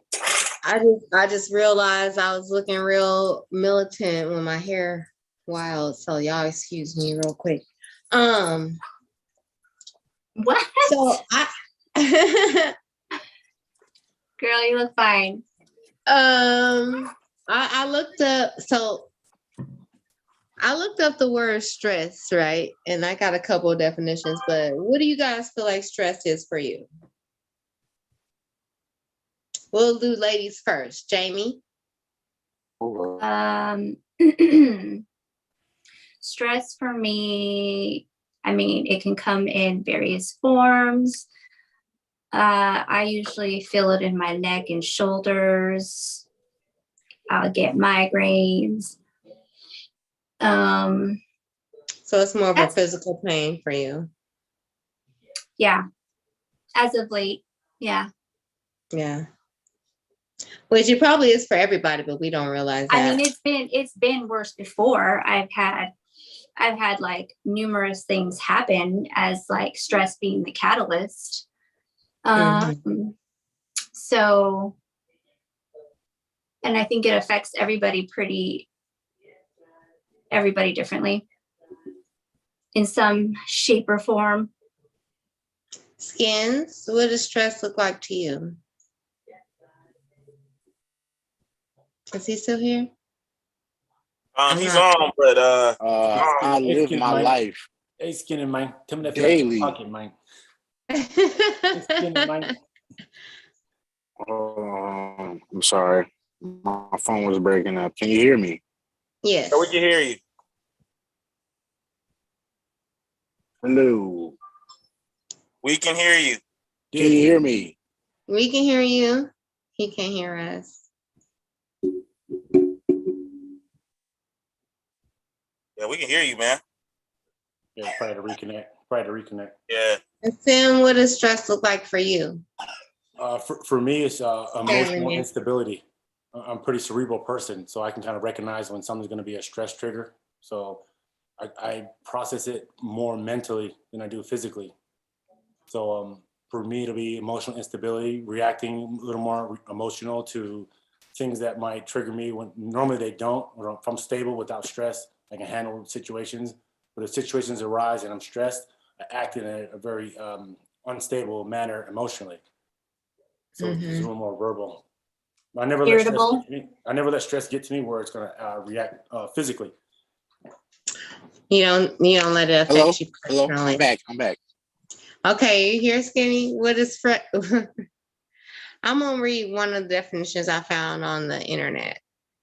And it says that stress is the feeling of being overwhelmed or unable to cope with mental or emotional pressure. Oh my God. What's going on? Yeah, his connection is low. That's all it is. Keep kind of going in and out. And then another definition I found was. No, I got Verizon. I don't know what's going on right now. I apologize. I don't know. I'm sorry. Oh, they owe you a credit to your bill. Good. Am I good now? Yes, sir. Okay. We've been hearing you the whole fuck up. So yeah, you're good. We just can't. But I couldn't hear or see anything. But either way. Either way, you was better than Stevie Wonder in this place. Oh my goodness. Anyways, so everybody goes through a lot of stuff at a young age. Obviously, everybody goes through a lot of different things. What I've learned going throughout life is that everything is stressful. Everything. just waking up every day can sometimes be stressful. People with I live with, body pain every day. I've been living with since I was a young child, but it's just something that you live with. And I've learned that with daily life, with relationships, with work, with whatever it may be, stress is just part of life. And once you understand that that's all it is, and it's how you respond to that stress is what makes you you and what defines you and your actions. It changes a lot of things for me, and that's what it did. And so my entire life, whatever stress just came, whatever that is, whatever it may be, I just look at it like, all right, how I'm gonna get out of this situation or figure out how I'm gonna make this situation better. Like I said earlier. So you live in survival mode. I mean, I guess you can call it survival mode. I mean, I just feel like it's just once you understand that it's life and everybody deals with it, it's just different for each person. And it's how you respond to that stress is what's going to make the situation either harder or worse, or your outlook on the situation. It's just your response. It's your perspective. And my response has always been, attack it head first, whatever it was. You know what I'm saying? That's the only way. That's the only way. I really feel that. I feel like for majority of my life, that's the only way I've been able to maneuver through life and make it this far. But at the same time, the older I get, I realize that us living in a survival mode is not healthy, number one. Even though that may be the only mode that we've been taught how to live in, it's still not healthy. Well, I mean, honestly, I believe a lot of people was not taught that way to live in. Really? A lot. I really believe that. I come from a different culture, and then even if you've never been to the the East Coast, you wouldn't even understand that culture to a minimum.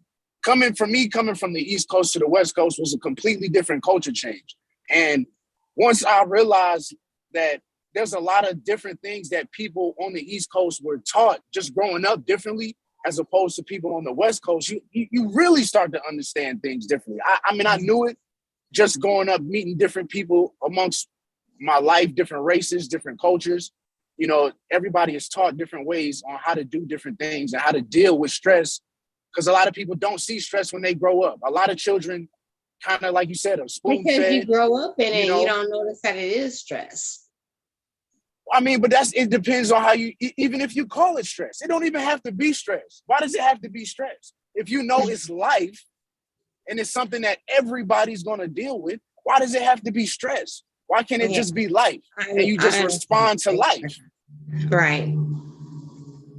When I talk about stress, I'll talk about real stress. I was born in Arkansas, so I know about being the Midwest, not the East Coast, but the Midwest. I'm very familiar with living in that kind of environment and then living in Cali. Our stresses are different regionally. Absolutely. But I didn't realize how much stress I grew up in, not just my own, but with my family and their stress and what they had to take on. That they didn't expose me to because I was a kid, but it was still stress. So even when we moved to California, we still have them same fucking stresses. And those stresses that don't get addressed are just passed on to the next generation to deal with. Generational curses. And I'm breaking them. I'm not doing that. I'm not going to pass. I don't even got no kids to pass it on to. But I'm not going to pass it on to nobody's kids that call me auntie. I'm not going to pass it on to nobody's kids that think of me as like their big sister or anything like that. The buck stops here. And that's powerful. It is very generational curse. There's a book by John Eckhart called Prayers That Rout Demons and Break Generational Curses. I watch his videos all the time. But what's the book called? Powerful. Break it. Because you're raised with a set of skills that allow you to have coping mechanisms. You learn your coping mechanisms from your parents. And whatever because they're going through how they things deal they with it, have they to teach have coping mechanism for. Why do you have to have a coping mechanism for them if it's not bad? And stress is one of the things that we carry on generation to generation. You have to It comes in also different you have forms. coping mechanisms for good things too. How to Yeah. accept praise, how to accept compliments. If you don't have if they're not teaching you how to have self-confidence, you can't confidently accept a compliment. I don't accept compliments Because well. you weren't taught how to accept praise because you value yourself at a different level that other people It's not see you worth at. that.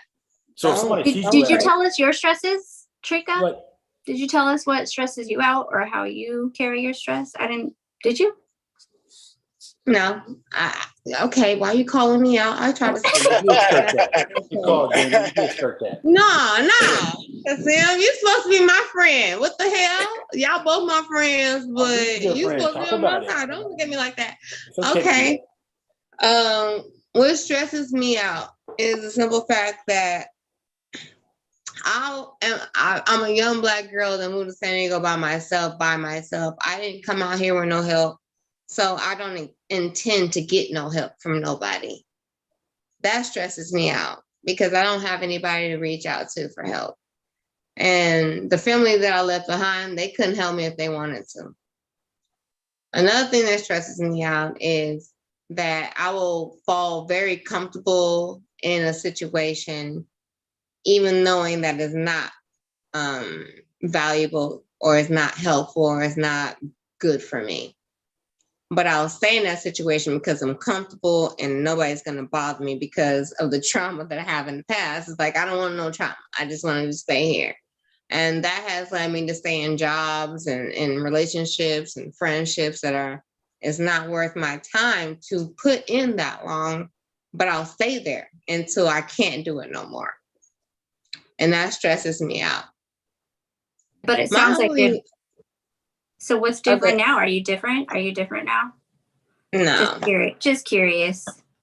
Nah, I'm still stressed the fuck out. I'm stressed out because a lot of people expect more from me than I expect, or more than I have expected for myself. And maybe their expectations are not what are in line with what I want to do in life. So it stresses me out that me even doing this podcast, a lot of my family doesn't support it because they are like, what are you doing? For what? You're not getting paid. You're not famous. And, what are you doing a podcast for? What's a podcast? But I'm going to keep doing it and I'm going to do it. I don't do it for money. I don't do it for views. I do it because the people who need to see it will see it. Who is somebody in your life that if they gave you the approval, it would cure a lot of stress that you hold on to for other situations? My mom. I don't think me and my mom don't have a very orthodox relationship as my friends have with their parents. And I see how they are with their mothers, and they have like real bonds and they have tight connections and stuff. Me and my mom, we can be like that if we're being fake with each other. But if I want to be real with her, oh yeah, I'm kicked out the house. Which is why I don't go back home for holidays and stuff. Like there may be a chance that me and her get into it, and then what I'm gonna do for the next 2 days. You know what I'm saying? So I know a lot of that has to do with things that she has to deal with, but a lot of that has to do with a lot of things I need to deal with too that has nothing to do with her because I'm my own person. But my mom will be the biggest thing. Do you value yourself more so than the relationship between you and your mom? Do you value the relationship between you and yourself more than you and your mom? Not really. I haven't developed that yet. I'm working on it, but I'm still developing that because I do realize sometimes a lot of things that she does say to me, I'll just go with it, but afterwards I'm stressed out about it. So that means it wasn't a comfortable decision? I developed a nasty version of I don't give a fuck. And I had to because I had to start saying that, what do I need? I give all the time, very generous. I give to everybody. I went through the whole period like, what the fuck I need you for? I put myself through school. You didn't say well no fucking money for me to go to San Diego State. You did that. I'm the one in debt for that. My mom, I've lived in the apartment that I'm in for almost 5 years, and my mom has never come to visit to even check on the scenery, make sure I'm good or nothing. You ever tell yourself thank you for putting yourself through college? Thank you for having that stable job. No, but my therapist told me to say that yesterday. And Bob told me to tell you that 2 You gotta days. celebrate yourself. You have to celebrate yourself. It's fun. I've done it a lot. You have to. Probably too much. It's a must. Holy what? Kidding me? I don't feel like I have a lot to celebrate about. Are you alive, breathing, kicking, and healthy? That's where you start. On me. Y'all are the guests. Fuck, I'm teary-eyed and shit. Like, what the fuck is going on here? You surround yourself with people that care. So that it comes back where you'll watch others. So Treka, hold on. Why aren't you? What we need to talk about? You not celebrating yourself. Cause there ain't nothing to celebrate, girl. I'm with a 40 ounce right now, man. Do you have a room? I'm doing what I'm supposed to do. That right there, celebration. You're taking care of you. First off, number one did you wake up today? See you in the darkness. It don't matter. Did you wake up today? Did you wake up today? Are you alive? Without being alive, you can't make a podcast. Are you kidding me? That's the number one thing you have to be thankful for. You don't have to thank anybody else but yourself. But you have to be thankful for being alive. And your friends and family get to see you again. Even though I know that's not important, but if you weren't here, everybody would be devastated. That's number one. That's my question then, Treka. What are you most grateful for? 3 things. I'm most grateful for my life. Because at one time and point, I was so depressed I didn't want to live this life no more. Second thing I'm most grateful for is my friends and my family, because y'all be on my ass, but y'all keep me alive. And the third thing, I mean, I don't know what the third thing is. I am very thankful for this podcast. It's because it's not just therapy for others, it's therapy for me as well. So, yeah, I'm using y'all without pay. So don't come asking for no extra money and shit. But I mean, even though I feel like everything is hitting the fucking ground right now, I'm still thankful for everything I got. I still have a roof on my head. My bills are still paid. How? I don't know. I still have food in my refrigerator. How? I don't know.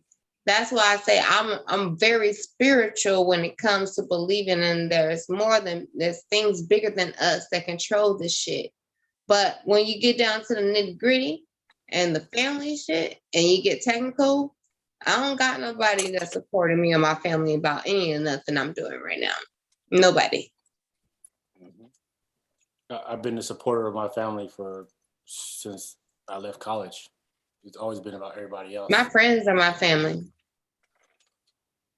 It's real. If you think about how much it costs to shed a tear, it costs a lot to shed a tear, to be emotional. I cry every day. And I'm not talking money. I'm talking time. The most precious commodity you have is time. So for you to invest emotion in something and then you have a tear based off what you invested in, you look at it as a depreciating asset. But the tear is the culmination of what you invested. You recognize that it was a loss and you let it go. So when you're crying about something, that means that you are cutting off what has been emotionally draining. You cry and you let it go. It's powerful. And I never used to cry because I thought it was a waste of emotion. But well, and you're a Black man, so why would you cry? Nobody told you. Who gave you permission to cry? Yeah, you better not cry. I gave myself permission to do it because I realized that to do that made me whole. So I gained a new portion of myself that I was hindering. and you open up other doors, and you start to get to know yourself better, and then you start to celebrate yourself more because hey, you just did that. That happened. Yeah. You realized that you needed it, and you fixed it, and you bettered yourself. Yeah. I mean, I probably should celebrate myself more, but I'm not even used to celebrating myself. So that's another thing I'm working on. Well, listen, we gonna make it a new weekly tradition to celebrate yourself. Even though you should say But all of celebrate us or yourself just daily. me? Don't make it. Don't No. put me on the spot. Hey. Again. We all gotta do this shit together. I don't want to do this shit by myself. No. Listen. Look I at my celebrate hair. myself daily. I'm not doing this by myself. But I'm talking about, as a support system. Yes. I don't mind.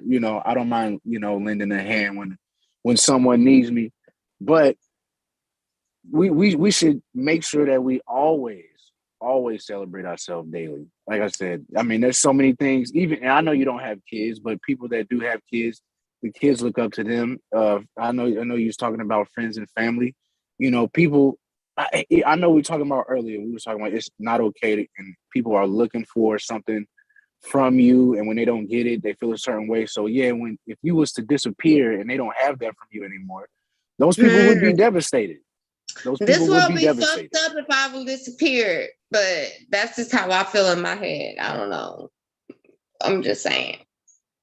Wait, hold on. What did you say?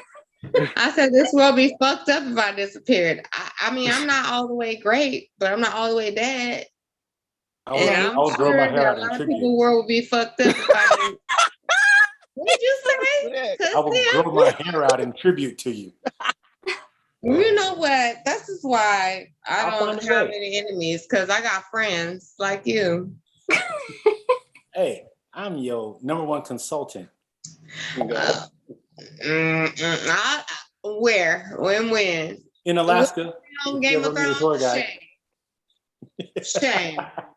Shame. Anyway, I mean, I get what y'all saying. I'm trying. Shit, I got a podcast. Give me a little fucking credit. No, you got to start somewhere, and we appreciate it. Like I said, so tell me what the idea. Tell me what your idea where the idea behind your podcast came. My idea behind my podcast. Idea behind my podcast came a few months after I almost died from drinking too much. My last hospitalization, which was 4 years ago, which is funny because I had to go get blood work done in LabCorp, and it's right there by all of the hospitals I've ever been hospitalized. And I was like, damn, I've been there. And you thought it was Disneyland. I've been there. I stayed there twice. And I just I haven't had to step foot in any of those establishments in the past few years. That's how I know I'm making progress with myself and my health, because I was using alcohol to compensate for what I thought I was missing in life. I still use it to numb myself from feelings. I'm not gonna lie. I'll be very transparent. Even though I am on my spiritual path, I'm still a fucking human being. I'm still a regular smurgle ass girl. I fuck up sometimes. I smoke. You know what I'm saying? But I think it all started for me about 4 years ago. Whoever is playing that music in the background, when you tell your kids. It's good. It's all good. It's good.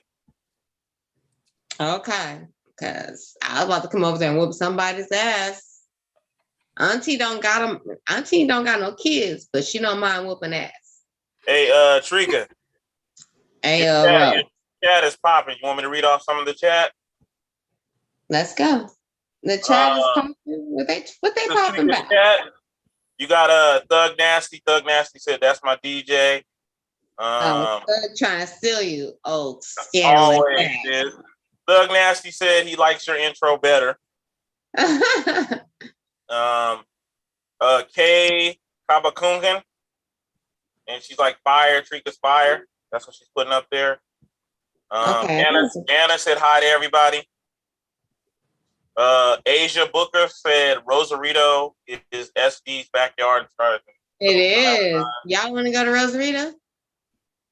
We can go. We can make it like a company trip. I don't know if we can. Somebody got to write off on their taxes. So my taxes are bad.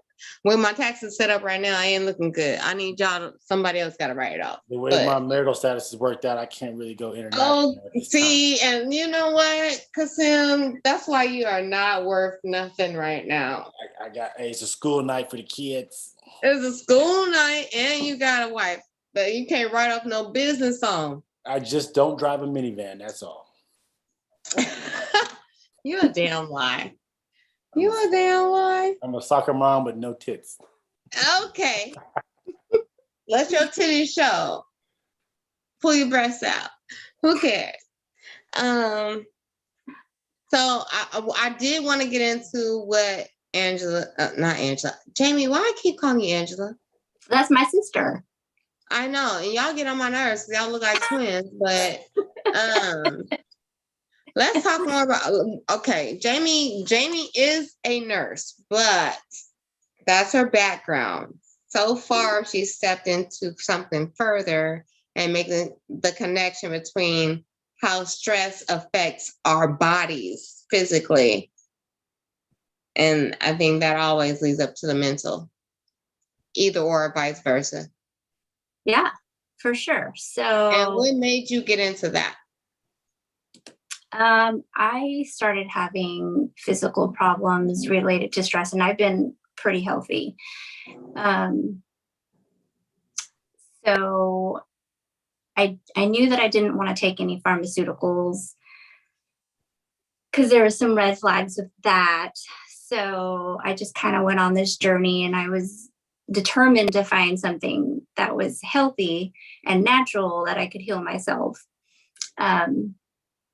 So I just kind of went on this healing journey. I learned about all kinds of different ways that new healing modalities, ways to relieve stress, things that stress causes on our bodies that we don't even realize, the hormones that it makes us release. And it's like a cascade of events that goes down in your body when you're like constantly stressed out.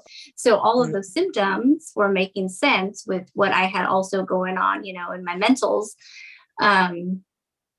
So I realized that I had to make some changes, mentally, physically. So I kind of went on like this journey of learning about different ways to do that. And that's where I'm at right now. Was there any one particular event that happened that made you like, I'm about to jump off the porch and go do this shit the way I want to do it? I would have to say just a combination of one, losing my job. I got fired from the corporate Kaiser. You know, steady job, steady paycheck, supposed to be good benefits, all the things. And then I lost some personal relationships, health problems, you know, from the stress. And I was like, oh wow, all of a sudden life's not that fun no more. It's all serious. You have to realize this ain't life no more. Yeah. It's all serious. So I just wanted to get a better handle on that and learn how to cope better. I wanted to feel, I didn't feel old, but I wanted to feel like I was in my 20s again, you know, kind of carefree and just having fun, exploring, learning. Vibrant. Vibrant. For sure. That's all I can call. That's an easy word to say.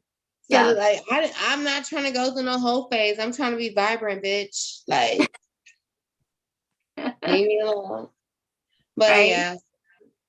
So that also plays a role too. You know, like people forget about being happy on top of all the other stuff. Like, oh yeah, I got to be happy too. So is it real happiness? Is it genuine? You know, where's your happiness coming from? And sometimes all that shit gets pulled out from under the rug and you're like, whoa, what makes me happy? I always say this. I say people, I mean, I don't know about people, but my family, they like to just sweep things under the rug all the time. They don't want to talk about it. Nobody wants to discuss it. But eventually, that pile of dirt underneath the rug is going to have to get cleaned up. Or you're going to keep tripping over that shit. Definitely. So I think from my family, I was the catalyst that came in like a fucking bus duster, like, let's get this shit clean. And they were not ready. But it may take one person to be the catalyst sometimes for everyone else to kind of waking up to see that maybe the life that everyone told you you're supposed to live is not for you, and is not very or maybe there's more. Maybe you're thinking too small. Dream bigger. And I think that as kids, we used to dream so big. You used to think you could fly.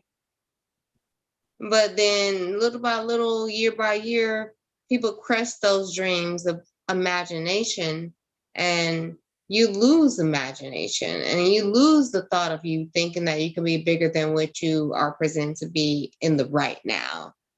So I commend you for, recognizing that. I mean, I think it's not very often that I meet people who have dealt with Western medicine that are open to spiritual ideas or spiritual thinking and spiritual growth and stuff, and understanding that is part of healing as well. Yes, that's a huge problem that I think is a problem with Western medicine, is that it doesn't address the spiritual stuff, or the natural stuff like herbs or essential oils or whatever. I mean, all of that stuff was here way before Western medicine. Yeah. Natural immunity. Yeah. Right. Natural immunity. Me and Kasim talk about this a little bit, because I mean, everybody that knows me know I'm not really a person that's like, oh yes, give me all the vaccinations I can get. I haven't had shots for 10 years. So I feel like I have a naturally immunity to these things, because I also in my mindset don't believe that they can affect me. And I don't think a lot of people explore or know much about the power of your mind, as opposed to just going to get a medicine.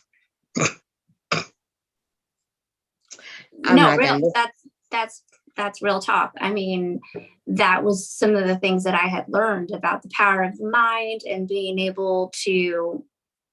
your body being able to regenerate. And it starts up here for sure. A lot of people don't understand that stress causes cortisol levels to rise. Cortisol is the number one killer of testosterone and estrogen. It reduces your ability to. Which is why stress is one of the number one killers in life. Yeah, cortisol chokes off everything: capillaries, veins. Nobody wants to speak about that stuff, though, Kasim. Why not? Because they're so worried about teaching. Oh, if you don't get a shot, you're gonna get COVID and you're gonna die. What about all the other shit that we do that has nothing to do with these diseases that's gonna cause us to die? There's a reason why they call it comfort food, because comfort feeds into your cortisol levels. Because if your body's releasing cortisol, if you eat like junk food or drink beer or take drugs, there's neurotransmitters that feed into the cortisol rise. So if you're doing what your body is doing, you're in congruency with your body. So you could be in congruency with your body to destroy it, which is what cortisol does, destroys your natural hormonal balance. So that's why people put on weight. I'm binge eating, I'm comfort food eating, I'm depressed, so I eat a lot or eat ice cream. The ice cream is so high in saturated fat that raises your cortisol levels, and your body likes that because it's already raising cortisol levels. So it thanks for the help. Now it's effortlessly raising them. So people don't realize that you're actively destroying your body, and your body doesn't mind, because that's what your body thinks it needs to do to make you feel better. So it's about changing your mindset of saying, I need these neurotransmitters, I need these hormones to act right. So I'm going to do this instead of that. And even telling people that their mindset changes, like they feel like they need to have those drugs or they need to have this happen for them to feel a certain way.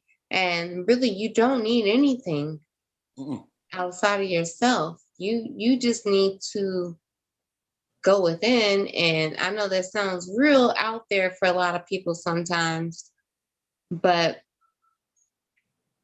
I haven't taken any outside drugs that I don't necessarily need or any vaccinations for years, and I'm perfectly fine. Well, to piggyback off of what Kasim was saying about, the cortisol, I mean, and then what we eat, but it's true. And it all works together, like the cortisol being constantly elevated, and then it like starts to wreak havoc on your endocrine system, all your systems, because your body's in fight or flight mode all the time, and is going to get tired. And then with what you put in your body, where most of us eat junk food, so it's all of that together, and then your body starts to break down. When it can't handle that much stress. It affects your liver. So that was also what I had learned about myself. It was the reason behind my physical symptoms, was that because the stress was causing, stress on my liver, stress on my adrenals, because of all the things, the hormones, the cortisol.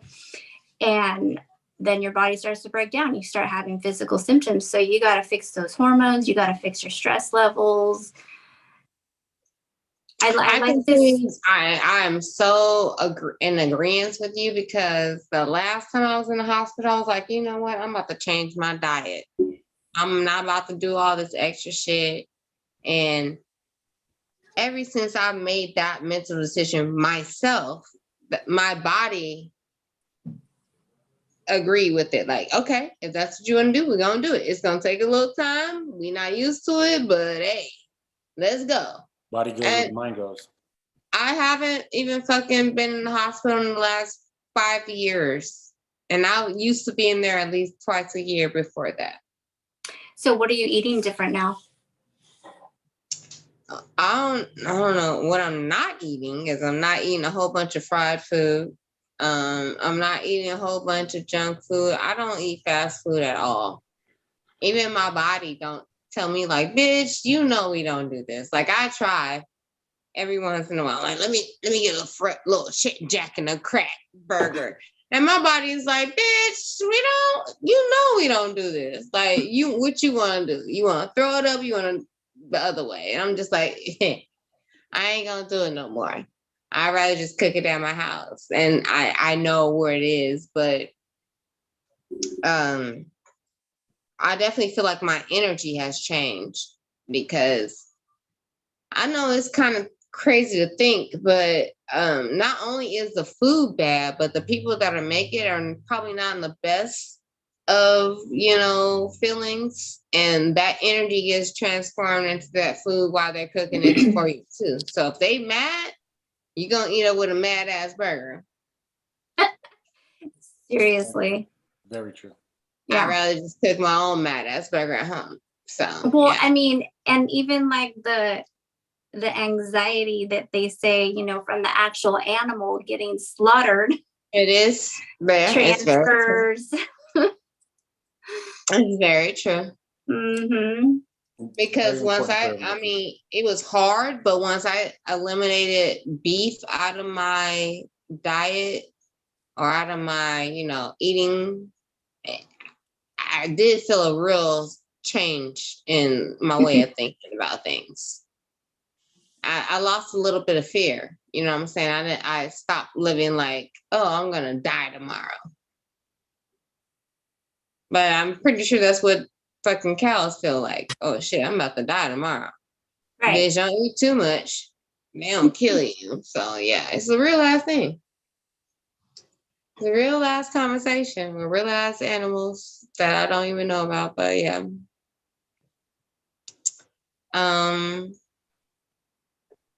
Young men, I won't call you boys. I won't call you menses. I don't disrespect you. I don't know what to call you. Are y'all still here? Yeah. When I had just got married and we were going to have my first son, and we lost him at 8 months due to placental abruption. My wife had factor 5 laden, so we didn't know she had a blood clotting disorder. So we lost the baby, and we had named him, set up the crib and everything. And we were to have our first boy. You know, as a man, you're like, oh, my son, so happy and excited. It's like Lion King, you know, Mufasa and Simba. So, yeah. Oh, I was singing it every day. He heard me in the womb singing it. He would kick when I was singing. It was funny. I can But see you doing when I lost him, I've been through a lot, like stressors and normal stressors. And like, you know, everybody goes through like growing up with a rough childhood, and, you know, you grew up in a gang infested neighborhood, and, you know, all the stuff, you know, being Black in America is just stress in and of itself. But then when you go through losing a kid, it's something different that you're not expecting. You don't know how you're going to react to it. And I didn't realize when I lost my son that I was going to react in a negative manner, because normally I'm really good with stress. I can deal with it, very cerebral. That's a different kind of stress, though. That's what I was saying, is I deal logically with everything. There's no logic behind losing a kid, because you rationalize it and try to figure out, what did I do wrong? What did she do wrong? How did we know? Maybe it was me. But you look at it like, without my spirituality, you know that God gives and he takes. And when I first lost him, I resorted to drinking a whole lot, you know, using drugs, trying to medicate and numb myself, remove myself from the pain, not dealing with it, not processing it, sweeping it under the biggest rug I could find.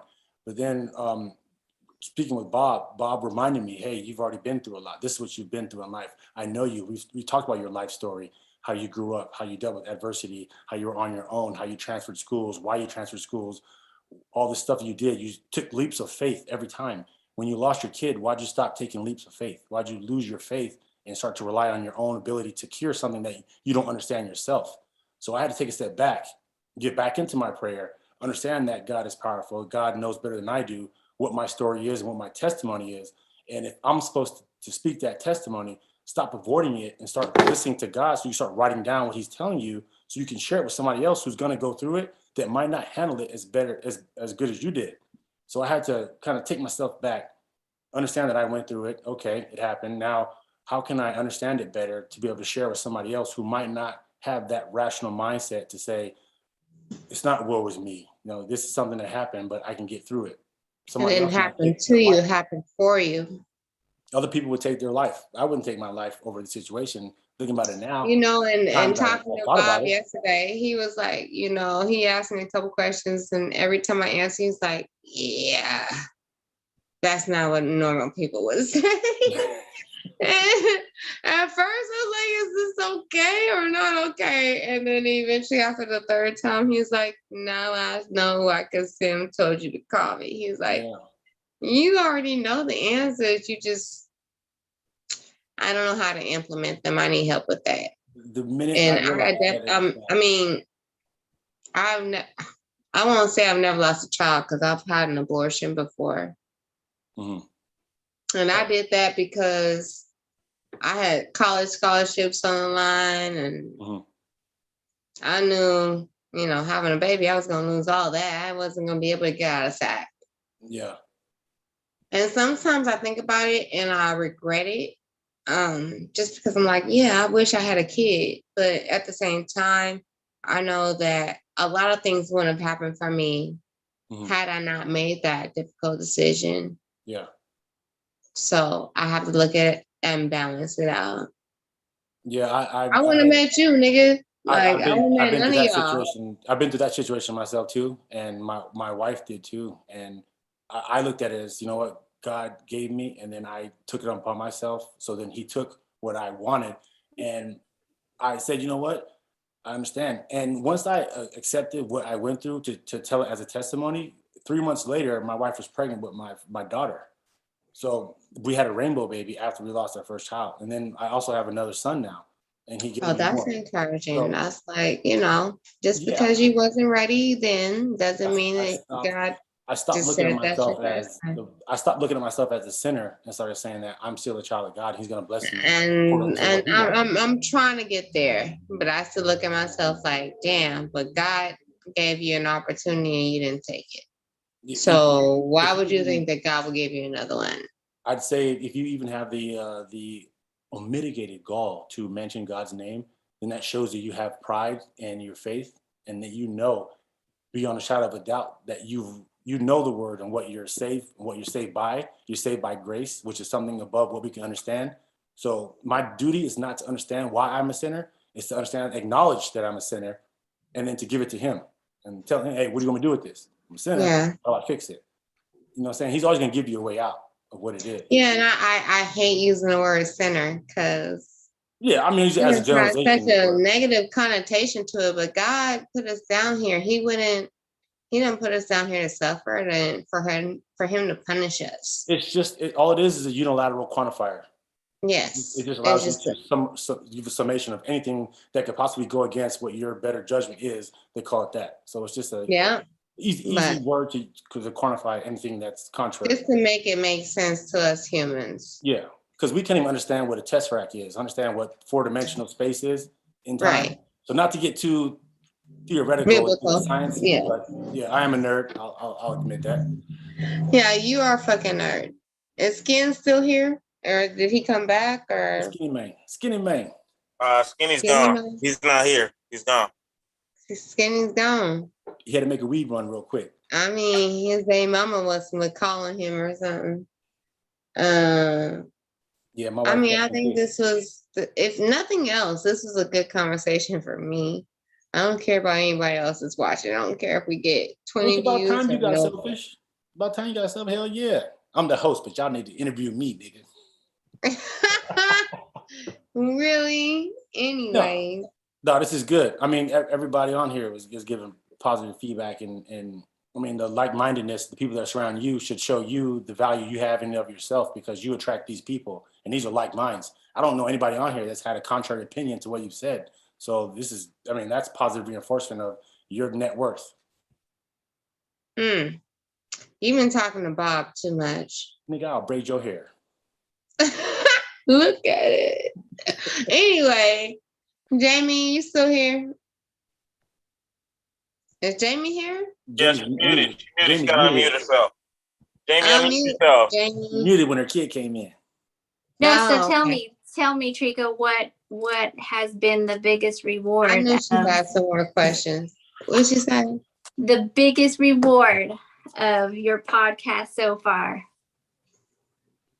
The biggest reward of my podcast so far. Honestly, the biggest reward of my podcast so far is that I've been able to bring on people that I know personally and them be open to sharing themselves and their stories with me without them feeling any kind of way. And my podcast is my podcast. I can say whatever the fuck I want to say. And your cheek. I do whatever the fuck I want to do. That's the biggest reward. And you got real cheekbones with no fillers. Nigga, that's all real cheekbones. I ain't got no fillers. I ain't got no money to get no operations. Had them 20 years ago, nigga. I know it's real. Look, Kim Kardashian wish she could. I'll bitch. Come buy for them. Come pay for them. I'll let you scope them off. But yeah. Honestly, I'm gonna stop being silly. The biggest reward for my podcast is that I've gotten people that come back to me about my podcast and say, you know what, I listened to your podcast and that shit really hit me and it really affected me. That's the biggest reward. I don't care about money. I don't care about nothing else. I don't care about how many people look at it. If it just touched one motherfucking person and they feel some type of way better about themselves, I did my job. That's all that God told me to do. Do your job. I didn't know we could say motherfucker on the podcast. You can say whatever the fuck you want. Shit, nigga. You're not even a fucking cusser like that, Kassam. What the fuck? But if you get permission, I should be able to say something. No, hell no. Say you, boo. And Jamie don't be cussing like that either. I'm the only cusser on here right now. Jamie lets you got a PhD. Right. Hella teacherish. Teacherish. Nigga making up words and shit. Like I got a quiz tomorrow at 8:30, nigga. Like teacherish. My final Bro, you hella teacherish. I got finals, nigga. You 45 talk finals. Right. Finals, I nigga. got I'm getting finals, another PhD. bitch. Did you see my podcast last night?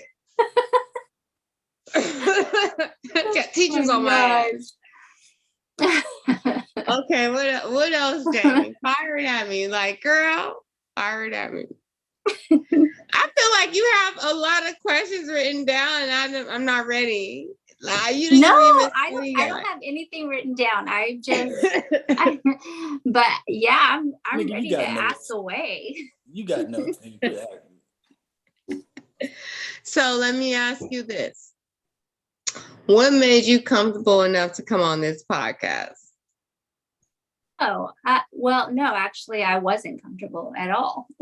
I know you came on here late, but okay. We're not gonna talk about that. I'll talk about that too. I'll text you later. But okay. No, I'm not. But I'm just joking, girl. I told you come on whenever you want to. Yeah. No worries. I was having technical difficulties. You got wireless? That's the excuse I be using. You can't. Oh my God! Shut up. Whoever said that, be quiet. What? No, you didn't say nothing. He didn't say anything, girl. Boost Mobile. Where you at? Anyways. So what made you come on this podcast? Or what made you be willing to come on? Have you been on any podcast before? No, this is the first one. But so you picked niggas to be on the first podcast? We just fucked her up for the rest of her life. Ain't this a bitch? I'm sorry, Lord. You were my first, Treka. You'll always be my first. How do you feel about that? I'm glad to be your first and only, Treka. Hello. But how do you feel about being on the podcast? Like, I'm enjoying it. I enjoyed our conversation last night too, because I hadn't talked to you in so long. So that was like a nice catch up to talk to you and see that we were both on the same page about damn near everything. I mean, we talked about a whole lot of shit last night. Girl, shush. They don't need to know. Right. Everybody don't need to know what we talked about. That's private. No, not everything. Not everything. So, but yeah. But I mean, when you were talking about, stress, and that's been huge in my life. And then that's also, I'm trying to move away from the hospital I got certified as a nurse coach. So I want to be like a wellness coach. And that's what I'm trying to if you go don't for. Start your own business and get your shit popping, I would be on your ass. Now you said that. Yeah, well, I have to leave the hospital because, sooner or later, the hospital is not going to want me. What's that hospital? Right? That's what I said. That's what I said. Are you working at? I want to make sure my family is in there before I say fuck the hospital. What hospital you at? I know you don't say that. I'm all around. I'm all around. Okay. Don't say it on here. I'll text you. But we have to jump out of the zones that we're normal and comfortable in order for us to grow. And I think it's kind of hard for some of us because our heart and our passion be so involved in that life and we're so loyal. But you got to be loyal to the things that are loyal to you. And if that shit is not what's in your heart, deuces. And honestly, if I wouldn't have got laid off, I probably wouldn't have left my job, even though my heart was not even in it. Not because you were comfortable. Yep. They often say snuggie, like a snuggie. The snuggies when you put your two arms in the motherfucker and you just wrap up and lay on the couch. I miss my fucking snuggie. I'm about to buy me another one. Shit. I got me one that fits my big ass. No, you don't, because they don't even make snuggies your size. I'll go get it right now. They don't even make snuggies your size. It's called a slanket. It's called a slanket. It's that a slingy. Yeah, because the motherfucker big. A front pocket and arms that fit me. You got pockets? Hell yeah. Okay, now you're just trying to floss on niggas. Got it off QVC. Okay. Real shit. I get it. I'm not trying to laugh. I ain't lying. I ain't lying. I'm not trying to laugh at you, but you gotta have cookies. You ain't lying. Okay. I got it. Give me the link. I mean, share the link. We all need a good snuggie. I miss my snuggie so bad. I think it's in my mama house and she be snuggieing up in there. She just won't tell me, oh, bitch. Niggas like, come to my house and try to steal my shit all the time. Always. Right. I had a Raider snuggie though. Nah, it's like a butt wipe. I'm gonna call Kirk and tell him you said that. He'll agree. And a Charger snuggie is a butt wipe, actually. I would never wear a Charger snuggie. See, when I left football, football. Football never defined who I was. I always tell people, I clock in, I play football, I clock out, I'm Kasim. Some people can't clock out and be themselves anymore. Football is their identity. And then they fall apart when they retire or they get cut and they can't make it again on another team. They lose themselves. I left happily. Hey, retired. God bless. Thank y'all. Had a party. Give my check. Give my check. I'm about to do this movie real quick. Yeah, I'm out of here. I would say because everybody wants to be who they are as a profession. They make the profession who they are. It's like, okay, when you clock out, who are you? No, you are. You make your profession. You are who you are before the profession. You clock out, if you're an asshole, then you're just an asshole. So you're a good person. You're a good person. Yeah, pretty much. And when you clock out, they don't give a fuck about you. Yeah. Go fuck up. Mm-hmm. Go fuck up. Then we'll care about you. What you doing. Just another gangbanger with speed. Yep. Yep. Oh my goodness. This has been a great conversation. Where we at time-wise? Let me look. 10:45. Y'all still hanging in or y'all ready to lock it down? I did get a phone call from the wife saying, how long are you going to be? Okay. The wife said you got to get off the phone soon. To see what happened was. It was a gentle call too. It wasn't even a... It was gentle. Okay. Well, where can people find you at, Kasim, if they want to reach out to you publicly? You can find me in the club, bottle full of bub. No, I'm just kidding. Yeah. Yeah. I knew that's what you're just going to say. But there ain't no clubs open like that right now. I found myself more so on Facebook these days. Jump off Instagram. Okay. Instagram was the instant gratification. Just look at pictures and push a like and keep moving. I thought it was kind of superficial. Can't really conversate. So I found myself more so on Facebook at Kasim Osgood, where I'm kind of talking more so to people and engaging. I think that's how I went back from Instagram and Twitter back over to Facebook. And that's how I started reconnecting with you, because you're like, hey, I've been posting and you ain't been saying nothing, because I haven't really been on my Facebook, but I've been back on it now and then focusing on people that actually know and care about and want to engage.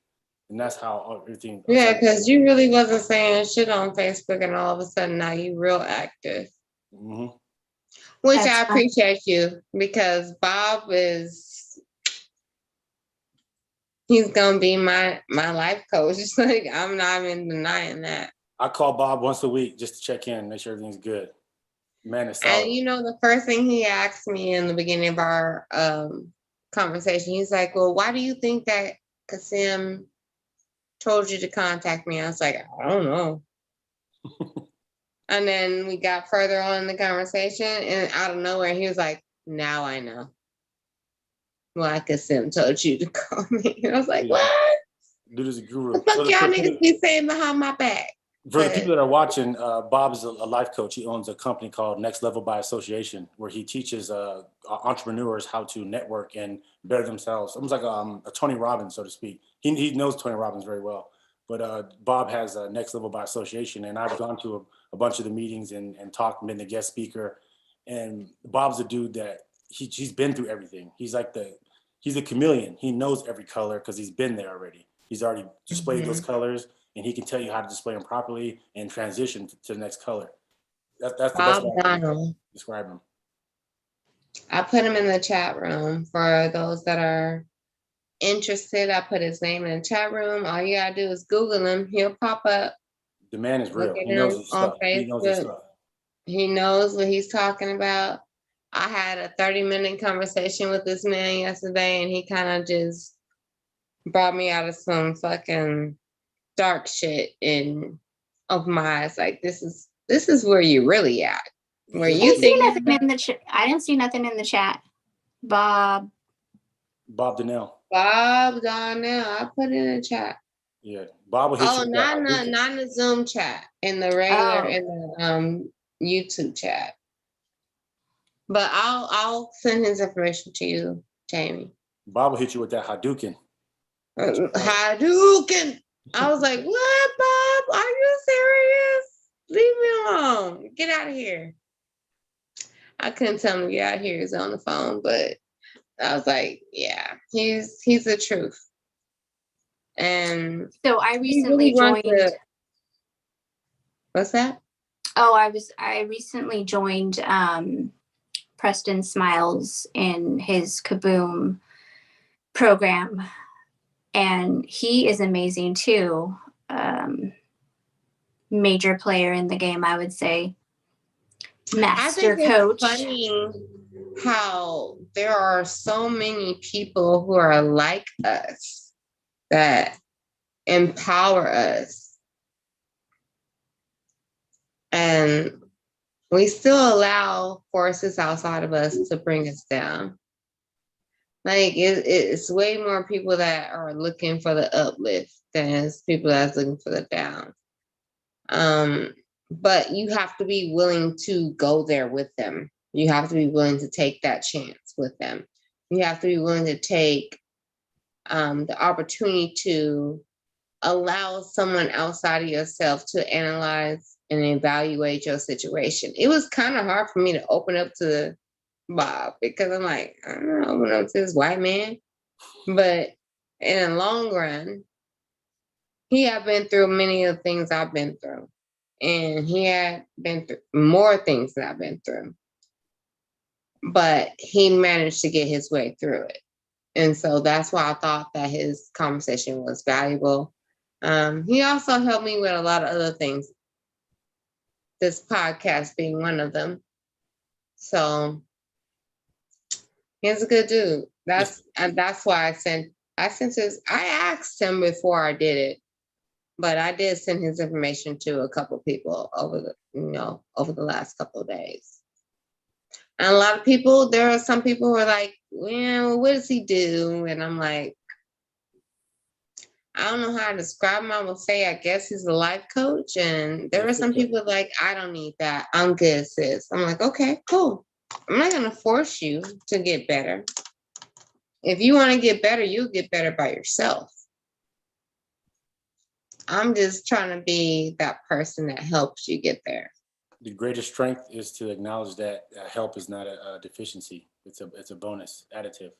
If you can understand that sometimes you need to remove the people who are stagnant in your life and put people in your life that can help you to get to the up, like Skinny was saying, it's about the up. If you know that there are people that have the ability to get you the up, then get those people in the circle that are their most influential. Because the people you contact the most, the first 6 people you contact the most, quantify your trajectory in life.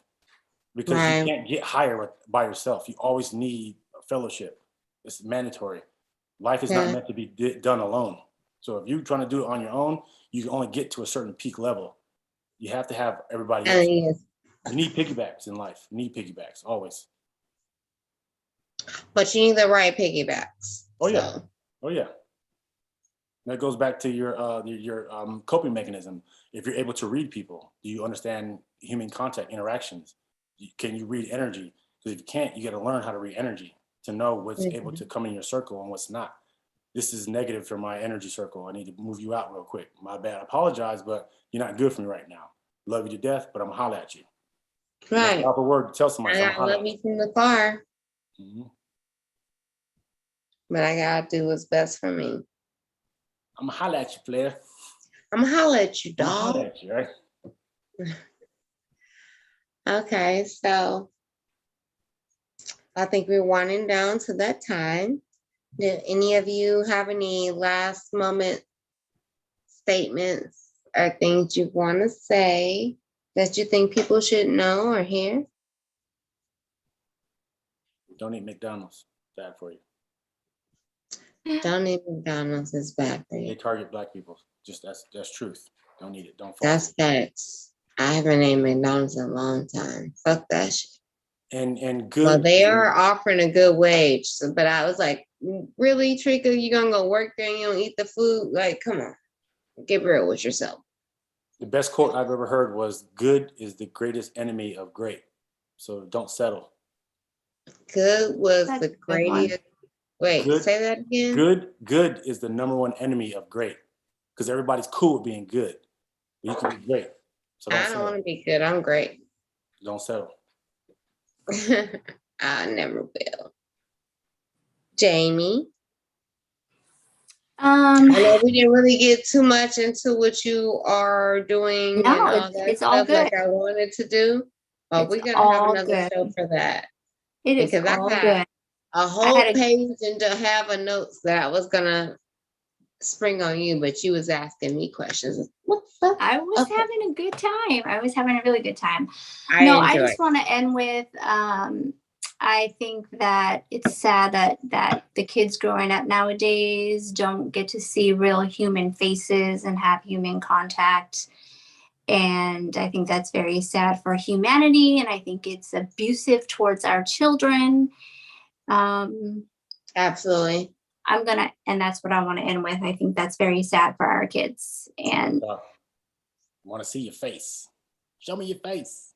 Show me your face. You want to see my face? I want to see my face. It's real. That's real. You want to see That's my face? We want the face, Wilbur. That's real talk. Yeah. I feel really blessed that both of you guys came and shared your stories and shared your experiences and perspectives with me on this show, because I think a lot of people need to hear this or see it. A lot of people don't understand things unless they see it, which is crazy to me because I'm all about faith. But I thank you guys for coming through. Oh yeah, appreciate you having me on. Yeah, thanks, Treka. It was so good to see you. Yeah, you too, boo. I know we went in last night on the phone, but it was good to see your face. Roselle, didn't forget about you. I'm the forgotten soldier. I'm always the forgotten soldier. No, you're not. Last one in. You the frontline officer. I don't know what happened. Just like disappeared. She probably had a cough. Oh. Smoking that black and mild. I'm still here. He's smoking that black and mild, had a cough. Turn the video off. You know what, Kasim? Be quiet. Why you gotta put my business in the streets? I was trying to be courteous. Anyways, Roselle. What you asking? Closing thoughts. Oh, I'm gonna go with what you just said, man. I'm not gonna be good. I'm gonna be great. Oh yeah. That's always my way. I like how you said that. That's how I try to be. I try to work it like that. So how you gonna be great? How am I gonna be great? Never give up, man. I'm gonna keep it going. I'm gonna keep it pushing. Okay. Well, I mean, okay. If that's your answer, that's your answer. I be setting hella unrealistic goals. I'm gonna get there. Hella. Stop setting hella unrealistic goals because they hella not gonna get met. Set realistic goals. Yeah, the first year out of retirement, I was in a movie. I said I'm gonna retire from football and get into acting. First. What is this movie you speak of, sir? I was in Skyline. Okay. Yeah. I never knew that. You didn't tell me that. I'm about to look it up and watch it tonight. Look for your black IMDb. Check my IMDb, player. I'm not about to do all that, nigga. This is what people that get famous don't realize. I treat you like I know you when I met you before you got you. So don't fucking pull that shit on me. He ain't shit. His father wasn't shit. He ain't never going. You still regular ass Kasim Osgood to me. Hey, during the weekdays, I'll have you know. During the weekdays, you wasn't doing shit but fucking off and bullshitting past classes. But I beat a paw that there, baby. You were smarter than the rest of them. Oh yeah. No, I'll give you that. So anybody want to say anything else? Are we good? It might be time to We normally do sign outs with like your IG or your FB or your email. If you want anybody to reach you that way, that's totally up to you guys. At Kasim's good at IG and Facebook. It just comes in, and you just it's just your name. Mm-hmm. Just being It's regular. my name too. It's just my name. Y'all just regular ass people. We're just regular.